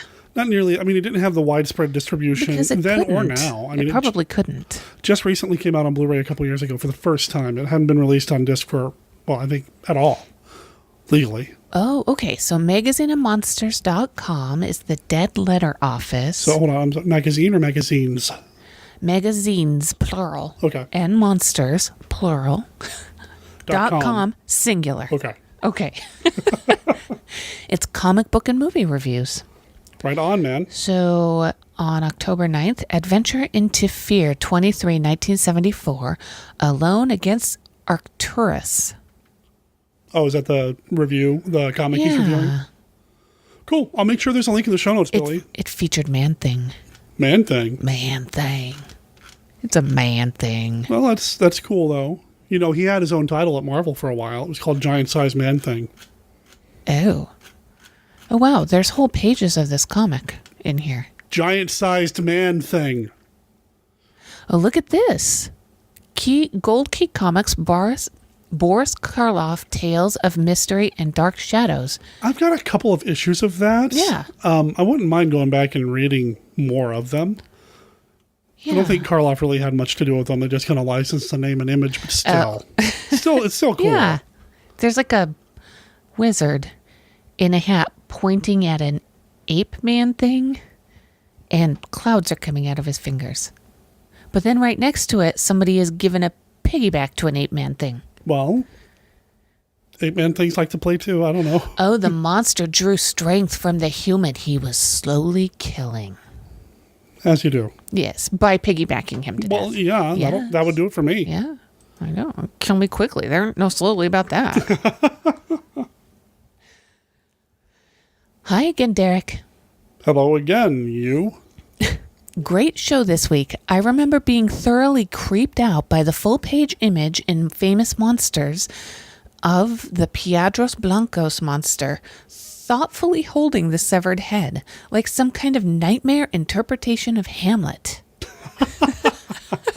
Thanks again for everything. Have a great week. Al. So that's Alistair. Right. Book. The book guy, infographic. Yes, it's amazing. And I have recorded a really good episode with him about the Hammer film Dracula AD 1972. And I can't wait for y'all to hear that. Do you talk about his book at all? Oh, yeah. Okay, good. Oh, yeah. Yeah. I'm just saying we had a full-on episode about that. And we talked about his book. And we played the Classic Five, which is a full-on episode. Yay. It's awesome. I had a blast chatting with him. And as I say in the recording that you guys and gals are going to hear, it was a landmark for us because it was the first time we actually did a conversation with a fellow monster kid halfway around the world. He's in New Zealand. Oh. So we actually Skyped into him in the future. So I wonder if he would allow us to use one or two images from his book so people could see what's in there, like what it looks like. I mean, surely that'll be on Amazon Look Inside or something. Well, it's not through Amazon. It's through a different publisher that kind of sells directly from their own website. And I'll make sure there's a link in the show notes. Amazon is losing out. I don't know what the deal is with Amazon distribution in New Zealand and Australia and well, I guess it's in the UK. Anyway, I will reach out to him. I have seen a review copy of it, so we've got the review images, and it's gorgeous. I know. So, that's why I was thinking if you could share it with people. Yeah, we'll figure something out. Okay. Thanks for writing it, Al. I really appreciate it. Hi, Derek and Brenda. Hello. You beat me to it. Hi. Are you pouting? Yes.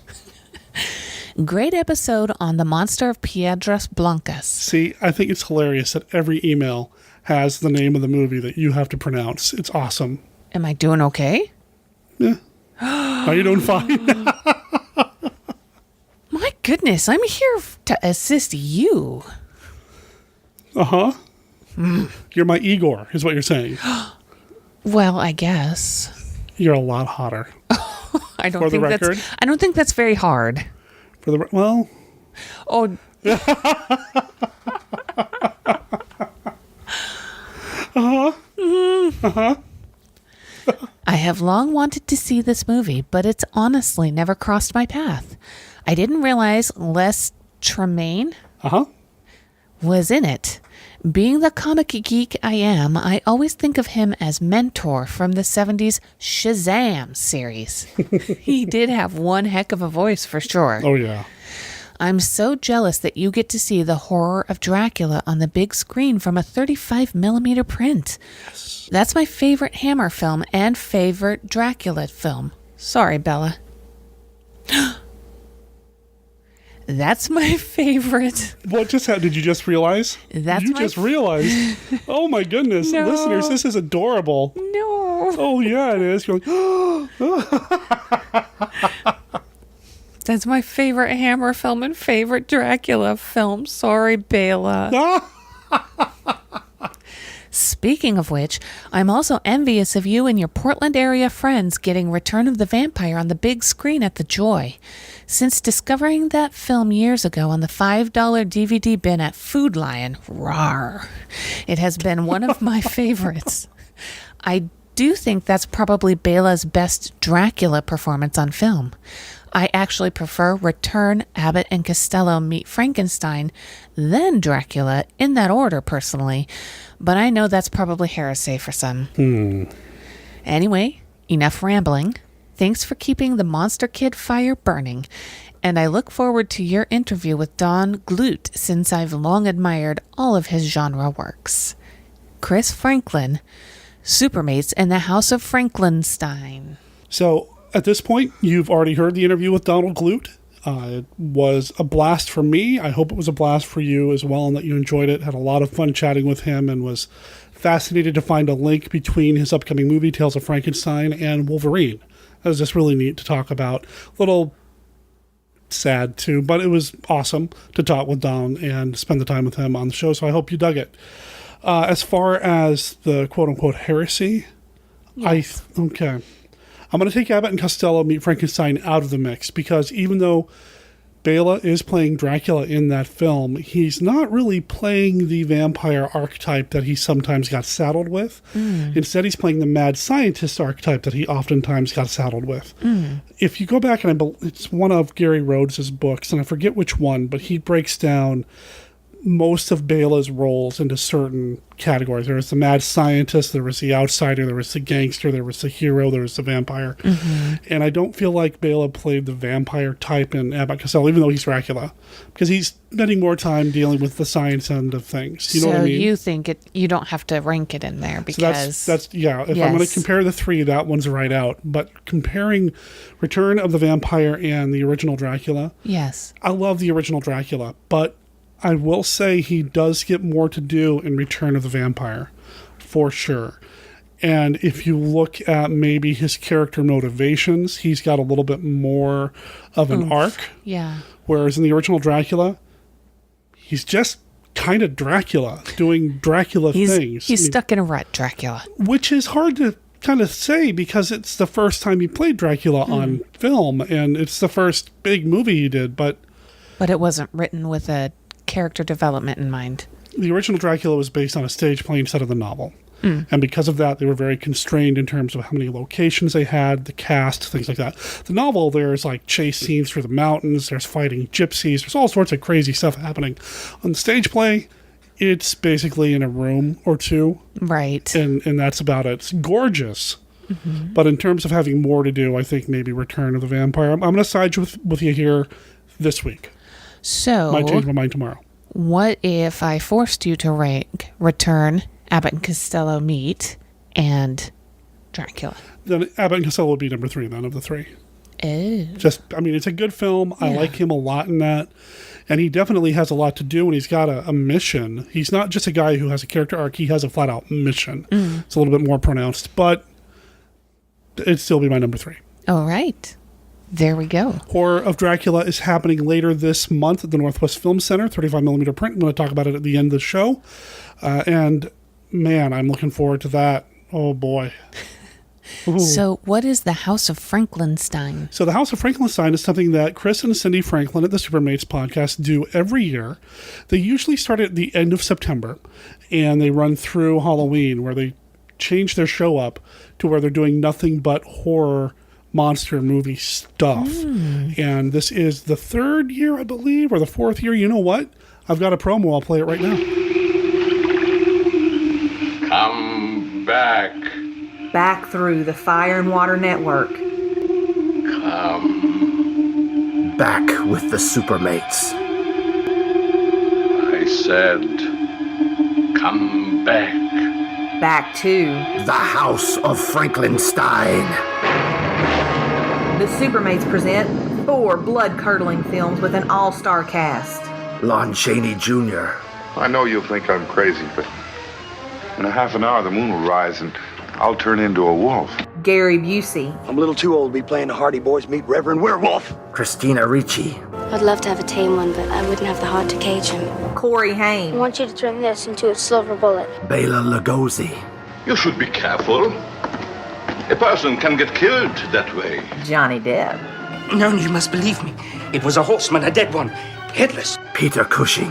Have you heard of the cult of the undead? Bud Abbott and Lou Costello. Do you know what could happen if I meet Dracula in the woods? I'll bite. Oh, no, you gotta stand in line. Plus 4 monstrous battles with your favorite comic book heroes. I sense you're trying to resist this evil, Batman. Open your mind so I can help you.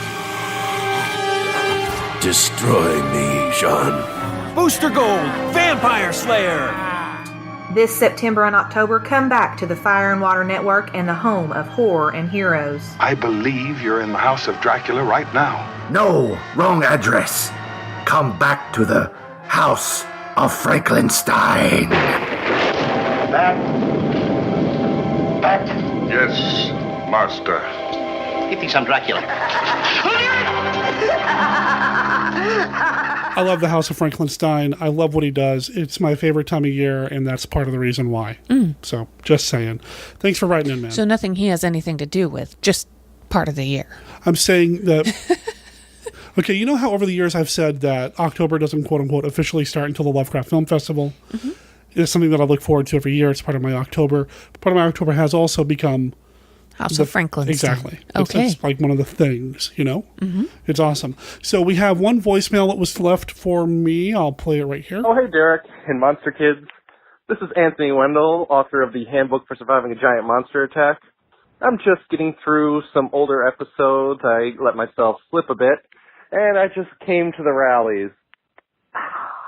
Oh, what am I drinking? Why, this is a big old cup of Derek's tears after the creature from the Black Lagoon was bested twice by Godzilla. So refreshing. Take care. Bye now. Ouch. And that's why he hasn't been on the show in a while. That's not true at all. That's not true at all. So, yeah, I'm getting a little bit of grief over this from people. Yes. And I know it's playful. I'm guessing that cup of tears was not just salty, but a little bitter. No. So, Steve Turek has also been giving me a lot of grief over this. And some listeners who follow me on Facebook know that I've been eBaying some items here and there over the past several weeks. And Steve Turek has won one of my Blu-rays. Right. And in the package that I sent him, actually, let me take that back, it was magazines. On the package I sent him, I addressed it to Steve, quote, "The rallies were rigged," unquote, Turek. On the back, I put hashtag justice for Gilly. So, yeah, the Gill Man was robbed, and it sounds like Steve Turek wasn't working alone and hacking the rallies, Anthony. Whatever you have to believe to be able to fall asleep at night. In all seriousness, I need to get him back on the show down the line, man. Okay. You know, maybe when the scars aren't nearly as fresh. Yes. All right, so thanks to everybody for writing in. monsterkidradio@gmail.com is how you do that. Or if you want to send me a recording like Tom did about a Monster Kid event that you have coming up or that you're going to, love to include that here on the show. And then I'll go over the voicemail number at the end of the show as well. I did mention the Horror of Dracula coming up. There's a bunch of other things, and I'll mention that here in a few minutes too. Brenda, anything else before I kick you out of the main recording chair? Thanks for having me, and I'm not really here to help you. Just to say hello to everybody else. Oh. Right, that's why you get away with so much. So much lip.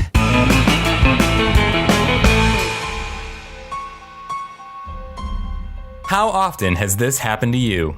You're on your way home after a long day when suddenly tragedy strikes. No human mind could imagine the enormous destructive power of this maddened, killing thing. Professor, there's a big lizard back there and he's heading this way. Now get aboard! It's the kind of thing which can ruin your weekend. To prevent catastrophe, you need the Handbook for Surviving a Giant Monster Attack. This book features extensively researched methods to help you survive a giant monster event. You'll discover which vehicle you should use for making your escape, which method of counterattack is best for specific types of monsters. Hydrogen weapons, capable of wiping cities, countries off the face of the earth, are completely ineffective against this creature from the skies. And what common mistakes people make while fighting back. So pick up your copy of the Handbook for Surviving a Giant Monster Attack by Anthony Wendell today on Amazon. You can thank us by surviving.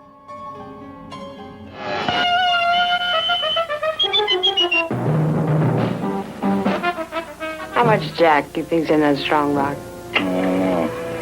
There's plenty of Cuban sugar, though. Here's what happened. The general beat his friend Castro to the Cuban treasury. The strongbox is now on this boat. So are a deported American gangster and his moll. And lurking in the depths is the creature from the haunted sea. You're a crazy mixed-up kid. I am perfectly adjusted to my life of crime. Don't worry, Mary Bell. I'll save you.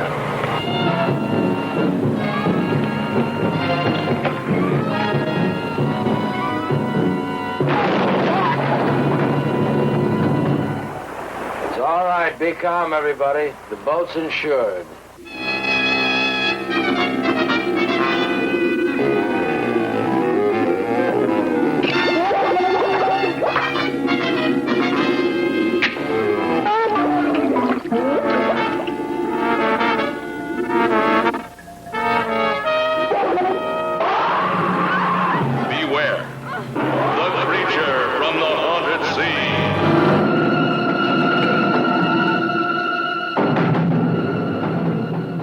filmed on a spectacular scale in breathtaking Technicolor. Here is the bone-chilling motion picture the critics have called a classic shocker, The Mill of the Stone Women.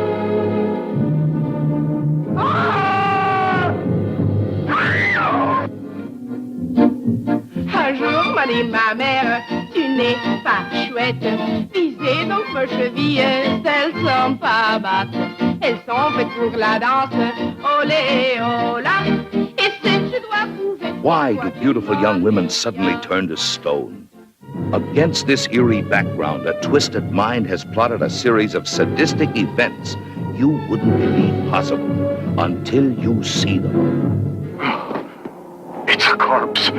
Handsome Pierre Brice and Europe's fabulous new star, the extravagantly beautiful Sheila Gabel. They say that trouble began with a woman, and you'll see why in the terrifying Mill of the Stone Women. You've never seen anything like the Mill of the Stone Women, for until now, no one has dared tell such a shocking story on the motion picture screen. The truth, I tell you! Mill of the Stone Women is the entertainment event of a lifetime.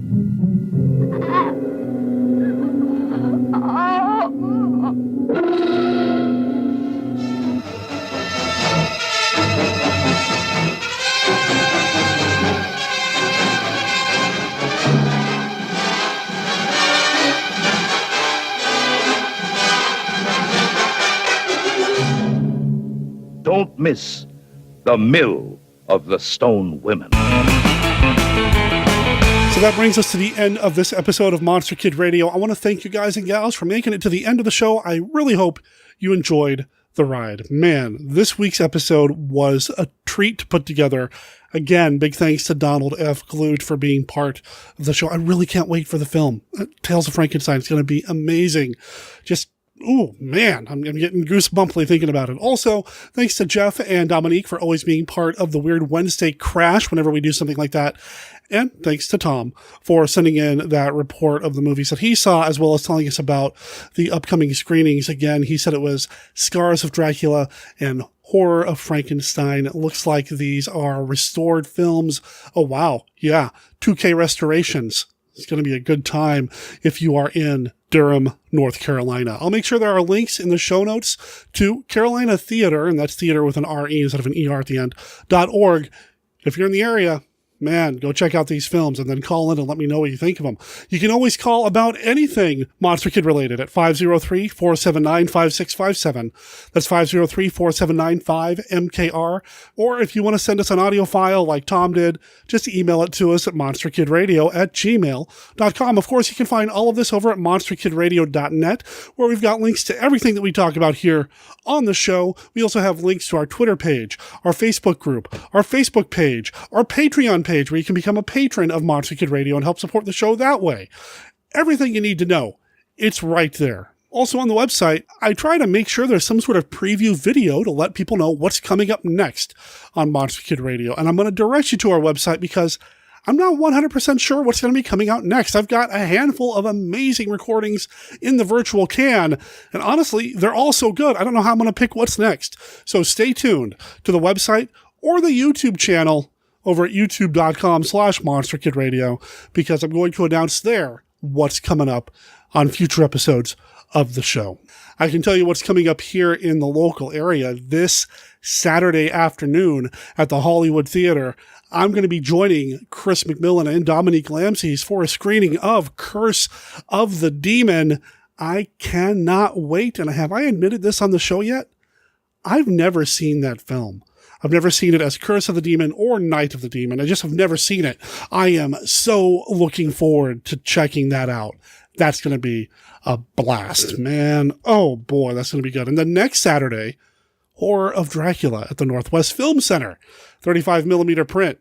That's going to be a lot of fun too. If you're in the Portland, Oregon area, I would love to meet up with you and record with you, or even just say hi.